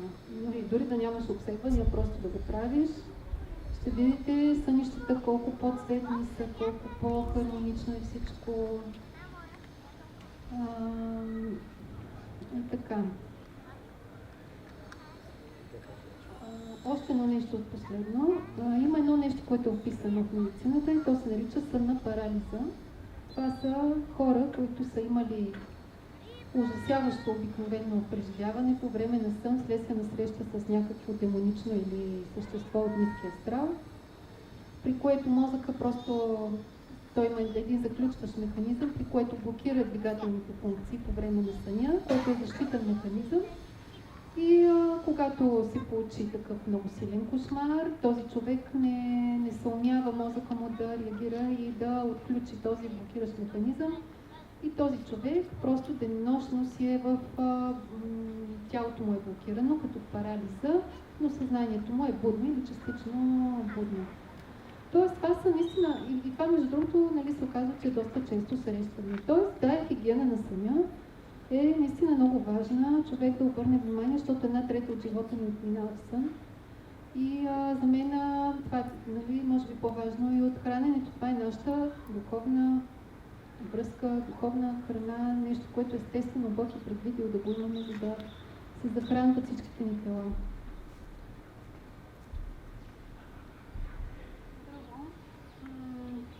Сънищата имат различен произход. Нали, Георги започна. Има сънища, които са следствие пак на липса на тази хигиена, само че в случая да кажем на тялото. Когато тялото, не случайно при децата сънищата са толкова ярки, цветни и приказни, но с течение на времето Ние се замърсяваме с негативни впечатления, преживявания, но в това число се замърсяваме и с токсичност. Не случайно говорихме за маслото преди малко. Тази токсичност прониква в мозъка през нощта, защото по този начин работи лимфната система, че през нощта всичко се отнася нагоре към главата и дава едни изключително разпокъсани сънища, понякога кошмарни, просто много ниско качество на сънуването. Тази токсичност може да е следствие на някакви субстанции, наркотици, лекарства. Дори един обикновен аналгин може да се окаже, че предизвиква сънища, които не са точните за човек. Има някакво като изкривяване. Алкохол, цигари, т.е. всички тези допълнителни, да не говорим за отровите в храните, нали, които навлизат постоянно в тялото, всичко това дава ниско качество на съня и съответно сънища от много нисшите нива. Плътските сънища са когато има нещо, което не е наред с тялото ни. Това може да е по време на самия сън, както Георги каза, сънувах се бос. Може точно в този момент краката му да са обвити, да му е студено на краката, да кажем, както мисля, че е било така. И следствие на това, понеже са изключени сетивата ни за това, че ни е студено, но все пак нали, мозъка се опитва да по някакъв начин да стигне информацията и той я дава чрез образ. Нали? В случая ходиш бос. Тия плътски сънища и телесни сънища може да са и когато предстои, започва да се развива някаква болест в теб, тя на финните нива вече я има. Тя може да не е проявена в физическото тяло, но на финните нива я има вече като запис и мозъка възприема тази информация и дава като предупреждение под формата на сън. Примерно, предстои ухото ти да се разболее и ти сънуваш някакво същество с много големи уши, има толкова големи уши, че викаш, бре, какъв беше този слон, какво беше това същество. А всъщност това ти е едно като предупреждение за нещо, което предстои да се случи. В тази връзка ми е интересно Георги да разкаже за един изцеляващ сън, който се случва с... Той като съновидение по-скоро не е сън, защото това е едно от основните неща, които се случват по време на сън. Точно Георги го нарече баня. Това е една очистваща баня. Понякога не е нужно дори да го тълкуваме, а просто да се оставим. Значи има сънища, които е добре да се тълкуват. Това са съновидения. Нали, както Георги разказва. Това са ясните сънища, в които определено има някакви послания. Но за всички останали, които са доста категории, просто е нужно да разпознаем каква е категорията, какво е общо взето посланието. Когато ние забием това да ги тълкуваме и да ходим по психоаналитици, нали, да ни обясняват какво е да означава нашия сън, ние понякога се връщаме към корена на проблема. Тоест, от една страна съня ни дава очистване, от друга страна ние се казваме, чакай сега, къде е проблема, какво е това очистване? Ти вече си се очистил, не е нужно, нали, да задълбаваш в това нещо отново. Просто тялото ти работи и те чисти, нали? И това е една от функциите на съня, да разтоварва всякакви проблеми, дали са от минали животи, като някакви преживявания, които отново се връщат, за да се изчистят. Дали са от самия ден, който е минал, са се случили определени неща, примерно скарал си се с жена си. И в самия сън ти виждаш как с жена ти имат едни прекрасни отношения, милвате се, радвате се един на друг. И всъщност по този начин сънят те лекува. Нали, той, понеже мозъка не може да различи дали е сън или е като съзнанието е будно, за него едно и също, това е едно изцеляващо преживяване и ако ти кажеш, ма чакай сега, ама причината е, че се скарахме с жена ми и фокусът ти отново се върне на това как сте се скарали, ти отново отбиваш към отрицателното. Изцеляващите сънища може да ти се яви светия или Духа приема различни образи на хора, които са авторитет за нас. Това също е много интересна тема. И ако може Георги да разкаже за случката с гранично офицер и учителя, който го лекува. Искам още нещо да ви кажа за чакрите, само това, което е интересно. Понеже в тялото, вижте, в спектъра на физическото тяло са 7 чакри, нали така? 8-та отгоре, 9-та, 10-та са в астрала, т.е. около нас, в аурата, но не са в физическото и в етерното тяло. Така. Преди около 18 000 години идва седмицата на земното кълбо. И тогава се дава програма 7 цвята, 7 тона, 7 дни в седмицата, 7. Е такава дебела книга, когато беше много скъпо и имах неблагоразумието да пиша по интернет и да ми я донесат. Струваше 500 лева. Той сега струва много пари, ама тогава сярно, че струваше 5000.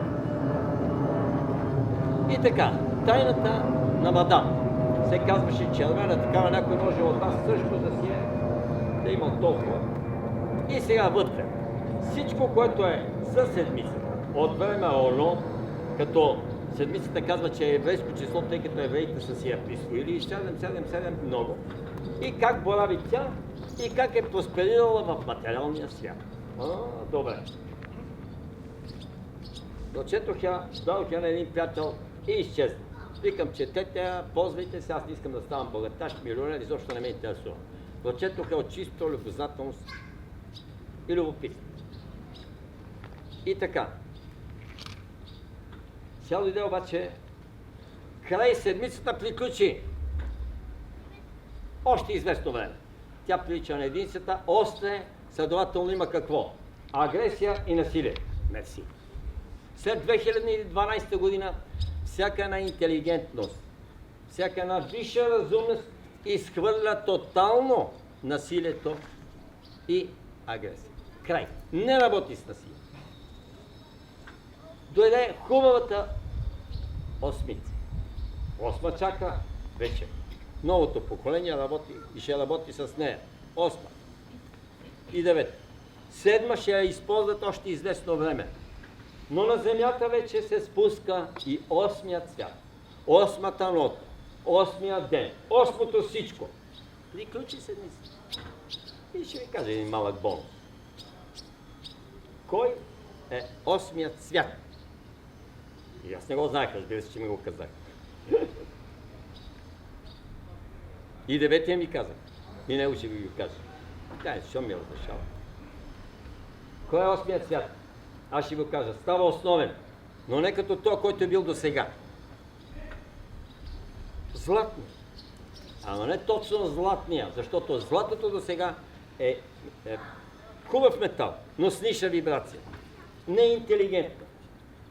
Да допеш. А не някой от моите приятели. Интелигентно. Значи, златото, новото органично злато или онова, аз което съм го виждал, какъвто е ареола, това ореола, халото на планините. Това е едно златисто изключително сияние. Жълто почти няма в него, оранжево няма, а е златисто. То става основен цвят.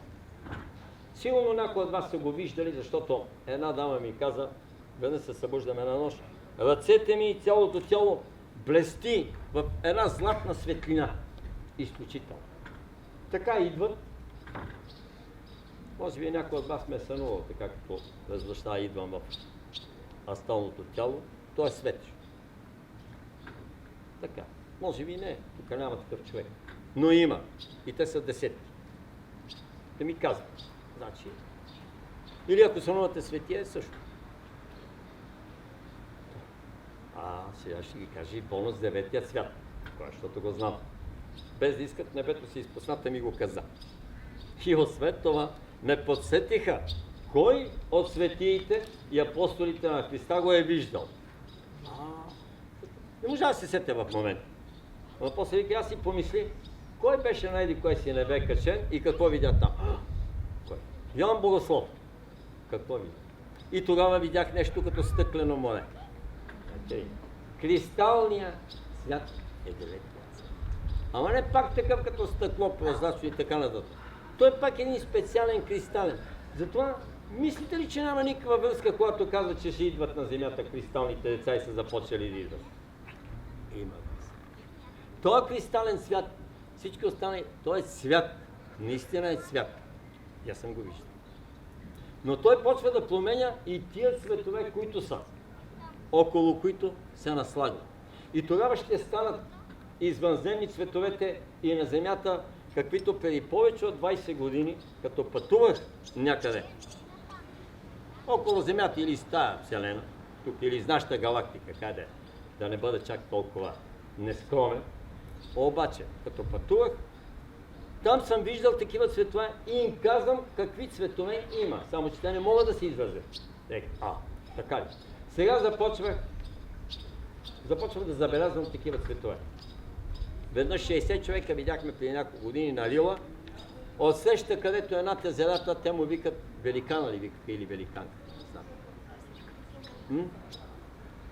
Като великана, но аз съм си я кръстила великанката. Великанката, да, че била жена на Илона. Целият великан от край до край беше абсолютно лилав, а слънцето беше сега, на залез. И аз викам, но този свет съм го виждал не на земята, сега за първ път го виждам на земята. Момчета, отвънка сме така пред новата хижа, но доста народ. Така насядали на маса. Викам, вижте този цвят, бе. Скоро я го видите, я не. Ето, това са от новите и то беше преди 20 години. Значи, така. Сега искаш да кажа за дядо Игумен, как го е спасил учителя Бенса Доно или Петър Доно. Учителя между 50-те и 60-те години на миналия век и аз отивам с един приятел, влизам в един манастир Свети Спас и вътре народ, така, някакъв празник. Дядо Игумен ме вижда, ама аз съм с големата вода и големата коса, какъвто ходих от планината, екземпляр направо. Изкарано зоологическа. Виждам и направо при мен. И здрависва се с другия човек, той го познава. И здрависва се с мен и вика, как се казваш? И викам, Георги Извърски. Георги, ела тук, вика, в църквата нещо тя разкаже.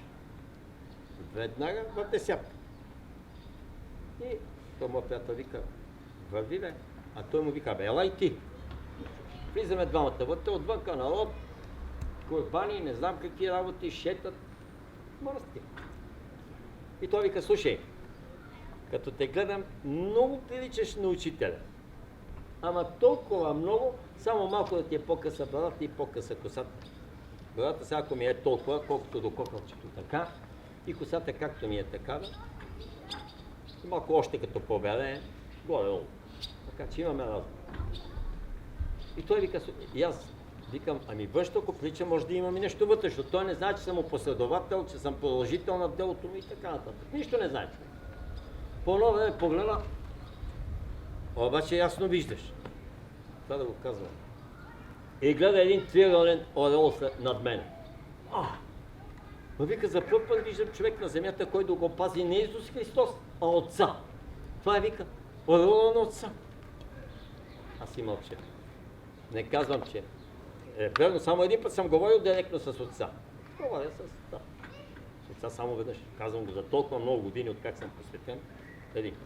Нищо не можах да разбера, защото такава мощна беше енергията, само запомних накрая къде. Дързай, синко.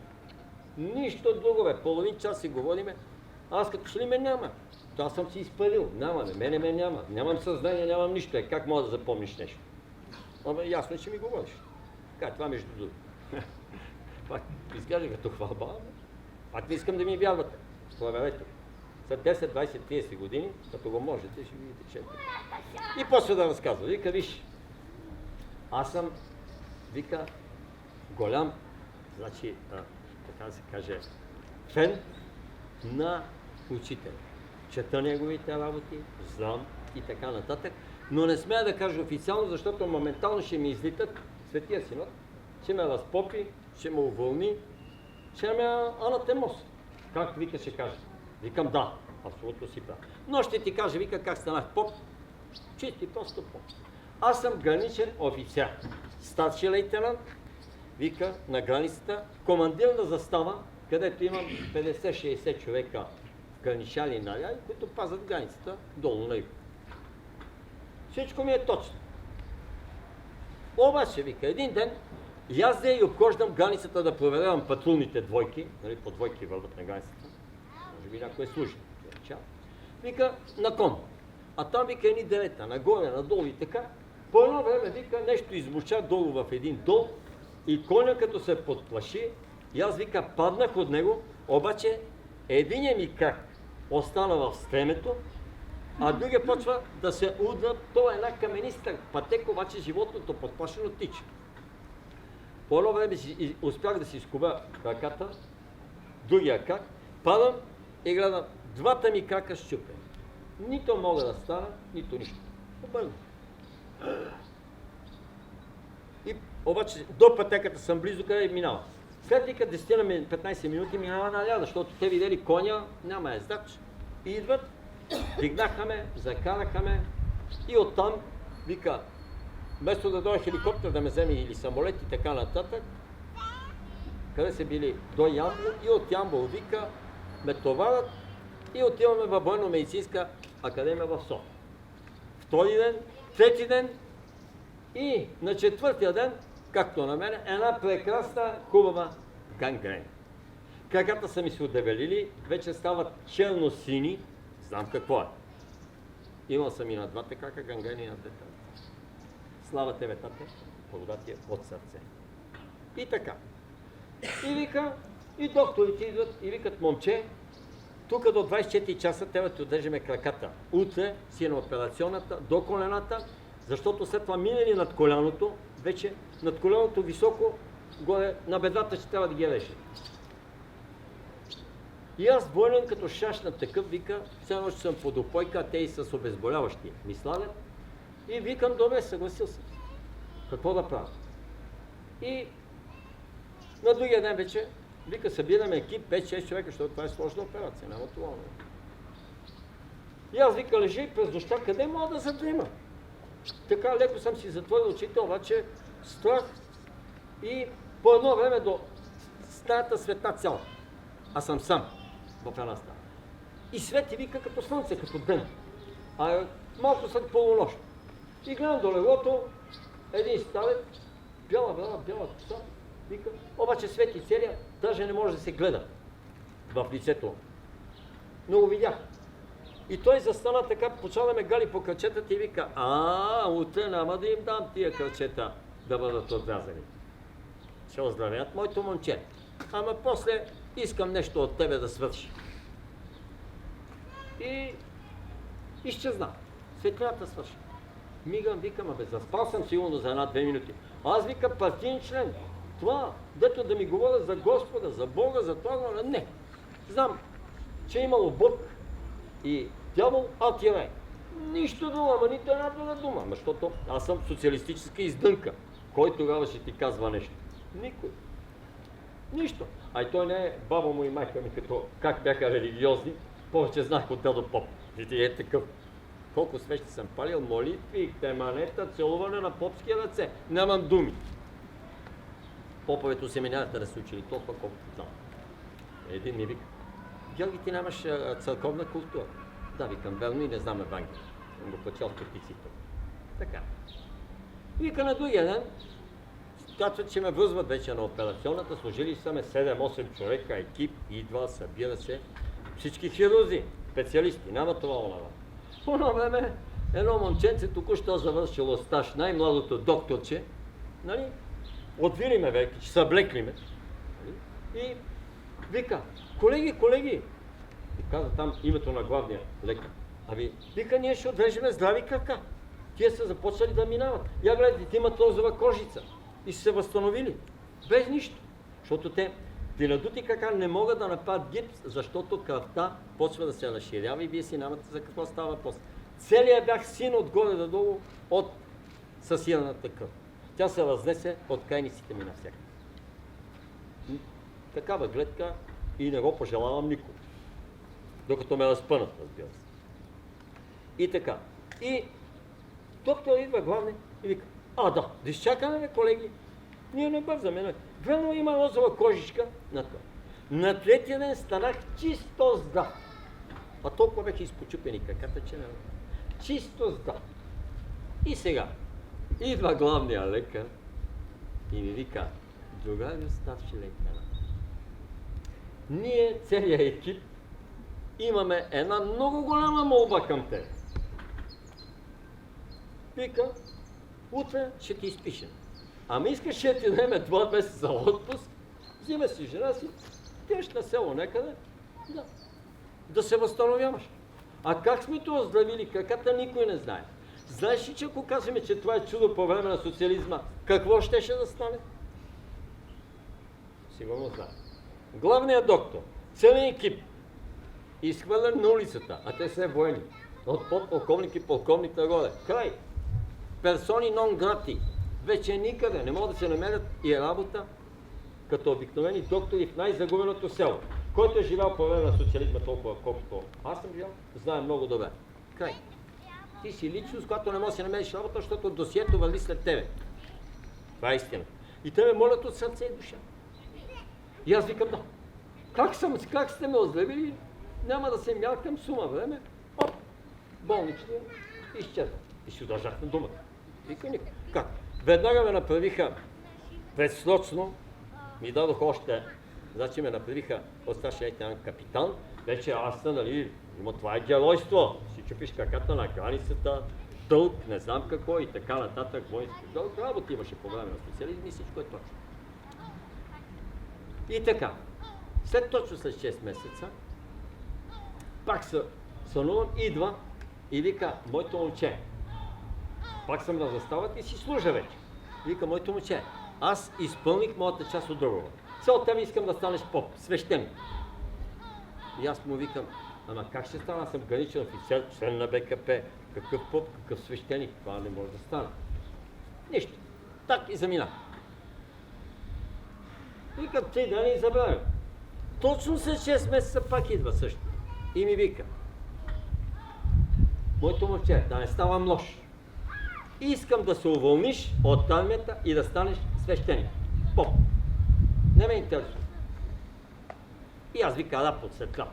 Казвам, че ще почна да нарушавам устава и така нататък.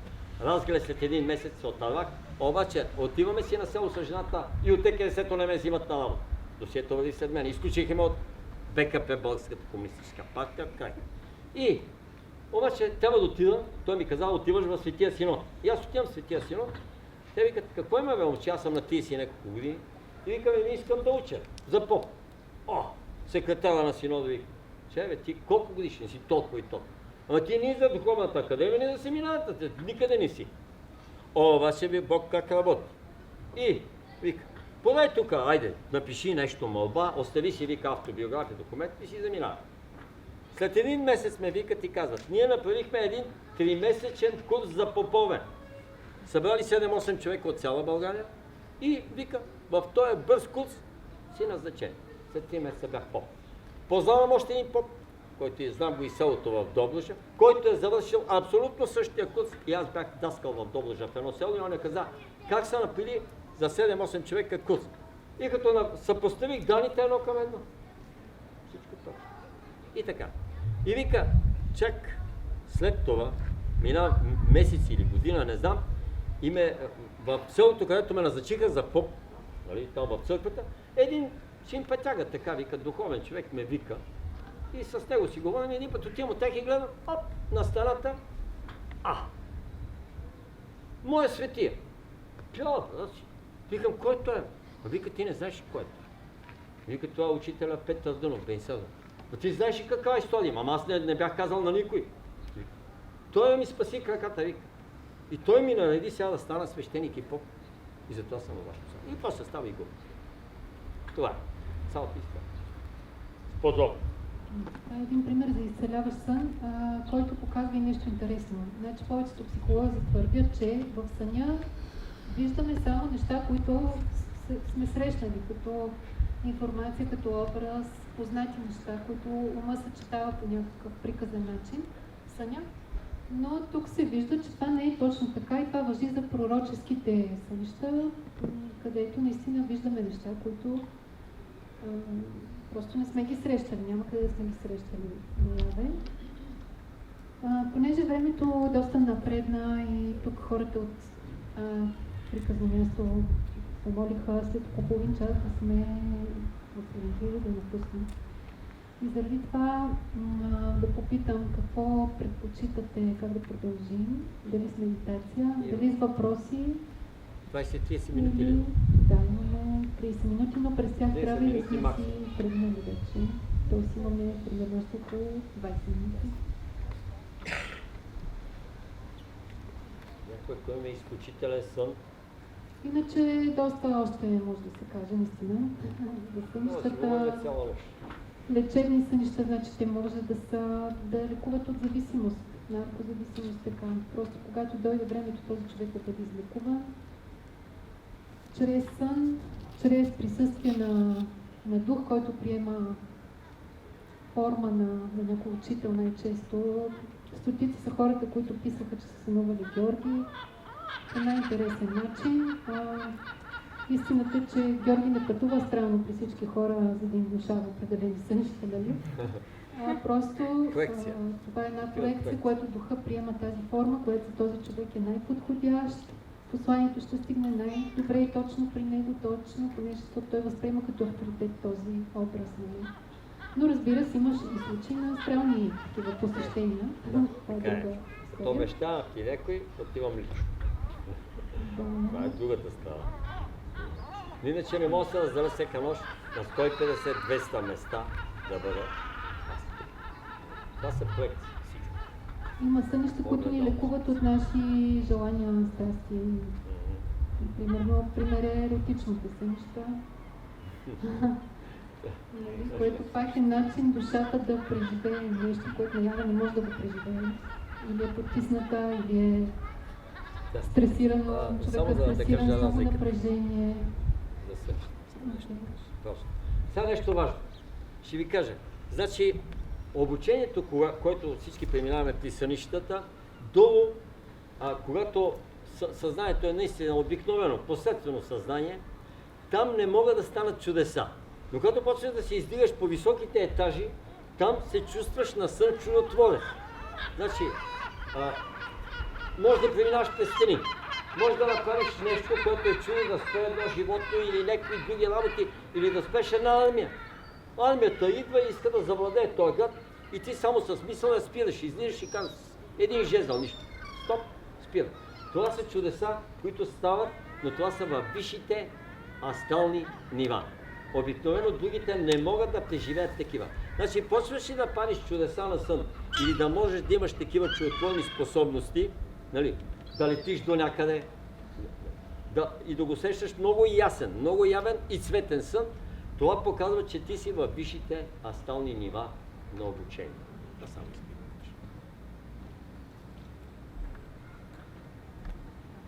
Има сънища насоки. Общо взето хубаво е човек да разпознае какъв точно сън е неговия. Нали? И след това евентуално да тръгне да тълкува. Хубаво е, когато имаме пророчески сън, да го разкажем на човека, който това го касае. Защото той за това ни е даден. Духа е приел, че ние сме най-добрият посланник за този човек. Най-ясно ще приемем посланието, най-точно ще го предадем. И ние просто трябва да си изпълним ролята на посланник, когато има пророчески сън. Да. Знаете за Едгар Кейси, спящия пророк, как той всъщност на сън, когато пред него идва човек с даден проблем, той на сън е виждал точно разрешението на проблема на човека и му го е предавал съответно, за да се оправят нещата. Много може да се говори и за тълкуването, за това как да се настроим така, че нали, да можем дори да управляваме съня. Има тук доста предписания, които може да се кажат. Може да продължим на писател да си говорим за тези неща. Значи, не веднъж са ме спасявали, ама някой път съм имал глупостта да не изпълня това. Примерно един път Леля ми каза да не карам колата за един месец Вика, няма да караш на 10 май и на 30 май автомобила. На 10 помня, защото беше на Гергьов. На 30 май забрави. Колата не иска да запази. Друг път ми вика, пак баба ми се яви, и вика, Георги, ти мислиш утре с този там, и ми тони парата и да ходим да летим. Няма да летиш. Викам, бабо, как няма? Всичко ми е. Аз съм си приготвил работата, колата е готова, тогава с двата плани. Той е качен отгоре, на стойки, всичко, викам, още вечерта. Само изкарвам от гаража и бяхме горе, къде сме решили да летиме на Расник. Беше. Това е едно село близо до Надбанки, така в Люлин планина. И приятно, така 1200 метра. Така се развали времето и почва да духа гръбен вятър, че никой не можа да излети. А времето чудно, аз сутринта го гледам такова. И поне съм учил авиометеорология, викам, времето днеска ще е кръв. На обяд, край. И ключи клас. Тогава, значи, когато ти не искаш, но не ти е писано да се препиеш, но обикновено могат да ти дадат така доста неприятни усещания, нали? Ако не слушкаш. Това са нещата и предупреждение. Предупреждение има, да. И добре да го разпознаем. Това не е просто някакъв кошмар или нещо, а това си е типично предупреждение за нещо, което трябва да променим, да предприемем. Ако касае само нас, ако касае други хора, да им го кажем. Евентуално, нали, класически пример за това е фараона, който сънува глада в Египет, в там с кравите. В Библията и той съответно предприема мерки, за да не умрат хората на Египет от глад. Има сънища, които дават ти мисията буквално. Вижда се в много пъти, в много сънища, че това е другото, което се повтаря тук пред неща. Значи това е много категорично послание вече, трябва да се обърне внимание. Вижда се как ти говориш пред хора. Добре, на мен ме е страх да говоря пред хора. Аз не мога. Аз имам какво да кажем, невъзможна работа. Обаче ти се дава отново. И много вероятно това да е точно това, за което си определен да бъдеш. Или пък си купуваш на сън билет за някъде. Това също е насока за някаква промяна в живота ти, че той трябва да поеме в някаква различна посока, нова посока. Много различни неща са, но най-важното е, че езикът на сънищата е символен и той е конкретно за човека, който сънува. По принцип тези общи тълкувания в съновниците, както Георги даде примери, нали, дават някаква ориентировка, но е добре човек сам да види като сънува змия, какво значи тя за него, какво идва да му каже духа по този начин, което е важно, даже може да напише много неща. Примерно сънувах змия. Тя означава това за мен. И едно от нещата, от значенията, най-вероятно е посланието, което идва със съня. Сънувал съм този сън за вълците, дето беше толкова оригинален и толкова истински, дето някакво нали ми видяха да ме нападнат. Вълците. Уж приятелски и после хоп. До вече намерих една гега, яка. И точно в буцуната, всеки един. И пратих на местата им веднага. Викам, умирихте ли се сега? Това доказа, че имаше един спетнат колектив, който работеше против собствената ми личност. Така ли? Татко ми даде тази тояшка, защото нямах нищо, изведнъж гледам една тояшка до мен. Значи инструмент. Да ги сложа всички на местата си и тогава кротнах. Нищо, напротив, аз винаги съм доброжелателен, мил, деликатен и веднага. Ако иска някой да стане, да стане гуру, да стане адепт, да стане духовен просветител, нямам нищо напротив. Много са дошли, около мене учат се, стават и заминават. Да, идеално, после започват самостоятелно. Да, така е. И ми се обаждат, може ли това, питат ме, да, идеално. Но когато започва да работи завистта, тя не е добра. Да, може да им го простиш. Но отгоре, и кака карма, не прощава. Бог прощава, но кака карма не прощава. А на нея е дадено властта.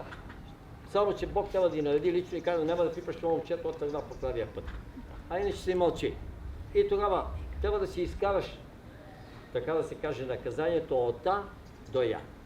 Защото природата, значи и кармата ти дава винаги точно каквото си извършил, нарушение спрямо природата и божествени закони, толкова присъда, колко ти се полага. Нито ще ти е повече, нито ще ти е по-малко. Но ако виждаш, че през това време човек, както в затвора, започва да се оправя и за добро поведение, осъден на 12 години, пускат го за 10. Същото е. И Бог вика на кармата: дъще, момчето тръгна по правия път, стига му толкова. Спирай. И хоп, изведнъж става чудотворно оздравяване, защото си видял иконата. А то не е иконата. Ти си се поправил. Ама една чаша вода изпих от еди кой си извор и ми мина. Ма нито от чашата, нито от водата. Нито от нещо земно. Това е волята на Всевишния. Волята на оня дух разумен, който всичко командва. Ясно, че е неговото. Как от това? Но ние започваме да свеждаме нещата до материални неща. Нали? И заради това съня е нематериален. Това е истината. И той е най-добрият учител. И когато изпитват ни, както казвам, и денем и нощем, или под някаква форма ще дойдат, когато ние не можем да чуем на сън, идва човек, наш приятел, и случайно някой те среща. Както нашия посланик едно време в Индия, детето му заболява от черна жълтеница. И той решава да го изпрати в Москва. Тогава бяхме близки с Москва. Това става по време на социализма. И както си върви по улицата, изведнъж го спира един и на чист български език и ние му вика. Казва: господине, не изпращайте детето в Москва, защото няма да се прибере оттам. Аз ще ви кажа къде да го изпратя. И казва: еди къде си, има един адепт, който живее на един хълм. Завеждате и му оставяте детето и той ще го излекува. Единственото, където е то, и ти да се събудите и да се изкачите при хълм. И той казва: говорим на един приятел. И вика: да, така направих, но вяра трябва да му идваш. Като отива ми, адепта вика: оставаш ми го за 2 седмици. Детето е на 12 години, дъщеря му, как? И няма да се интересуваш за тия 2 седмици. След 9 седмици отивам, събувам се, качвам го, взимам си го, напълно здраво, само леко бледо. И го питам: как те лекува? Държа ме, вика, в тъмната стаичка отзад в колиба. Той, вика, беше отпет на светлината и не знам, вика, колко време беше, вика, сигурно 1-2 дена.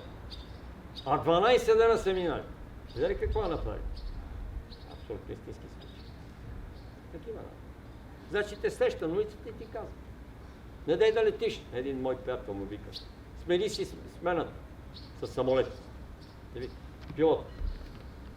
Вика: аз като се смених, самолета не падна. Или ще да падне с мен. И вика: една възрастна жена. Това е на площад на събрание в центъра на София, ми казва. Обаче послушай. Смени си смената. Така че човек трябва да гледа нишаните, белезите. Много често сънищата, които са на наши желания и страсти, са така облечени, че един вид някой много важен човек ни казва нещо и ние си казваме: това е пророчески сън, авторитет ми го казва, значи така е. Обаче като човек се гледа, този сън всъщност е плод на наши мораци, как да се каже. И това, че някой авторитет на съня, в съня ни се е появил и казал: бе, направи това, това и това. Ако не е добро, значи преценяваш, за това трябва да имаш дар на различаване. Или то е много относително, добро, зло, не знам. Но нещо да направиш, което е не типично и характерно за твоята морал и за твоята вярване. Да, така е. Друго последно може би за съня, че има сънища, които всъщност следствие на сънища много от изобретенията са направени, много музикални произведения са написани, много красиви стихове. Въобще човечеството има един огромен напредък следствие на това, че получава тази инспирация от сънищата си. И не знам, няколко минути, защото ни става 6:20 вече става. И трябва да напускаме прекрасния район. Ето го небето. По-добър манастир, по-добра църква от тук няма. Ако знаете колко същества ни слушай. Да. Какво правим, ако не можем да се спомним? Да се спомни съня. Ако не можем да си спомним, наистина има техника. Систематично. Значи това е като едно опъване с лък. си представете един човек, който опъва лък. Първо трябва да имаш цел, като опъваш лък, нали? Искам това, искам ясен сън, искам да си го спомням. И второ, намерението ти, което опъва лъка, трябва да е подплатено с цялата ти душа, с цялото ти същество да изяви това желание. Нали? Това е, може да се каже всички видове намерения. Възнамерявам нещо, да, ма възнамеряваш, ма сети се примерно веднъж. Казаното ти е, че трябва да казваш молитва всяка вечер или да казваш определени неща всяка вечер или всяка сутрин, но ти не го правиш. Или ако го кажеш така от нема и къде, искаме или какво си, а пък истината е, че наистина трябва да вложиш съществото си в това намерение. Другото е да бъде достатъчно продължително. Има една йогийска техника, която закодираш водата, която пиеш преди сън. Отпиваш от тази вода и всяка вечер и казваш на водата, или казваш на себе си, на водата поема информацията, след което отпиваш от нея. Аз искам да имам ясен сън, искам да имам пророчески сън, или искам в съня да ми се даде отговор на даден въпрос. Нали? Това нещо го казваш и когато се случи достатъчно пъти, съзнанието ти е готово да приеме посланието или е кърмично разрешено ти да имаш определения отговор, тогава идва информацията. Всичко има два хубави инструмента, които трябва да ги прилагаш. Нали? Те са вяра и воля. Непоколебима вяра и непреклонна воля. Така действат, че грешим. Наистина действат. Утре, ако искам, че имам най-новото БМВ или Ферари, утре, доде един милионер и ще кажа, Георги, знаеш какво, чуда се какво ти подаря тук цяла година, бе, моето момче. Кажи какво искаш. Най-сетне. Ама после знаеш колко има да ме пие. Само ще се кача да се снимам у него и каже толкова. Или едно кафе, отваря вратата бяло, лъскаво, пия. Само позирам за Холивуд и край. Повече ни пела и нищо няма да се види. А не, че няма да ми го изпълни. Значи човек трябва да внимава какво си пожелава. Да. И наяви и на сън. И да е, значи има едно будно състояние на сън, когато знаеш, че спиш или дремеш, или се в това. Постигнеш ли това? С това много често в планината, като бях, карах съседи. Не може да се отпусна да спи. Винаги знам. Ето това е. Така са неисто.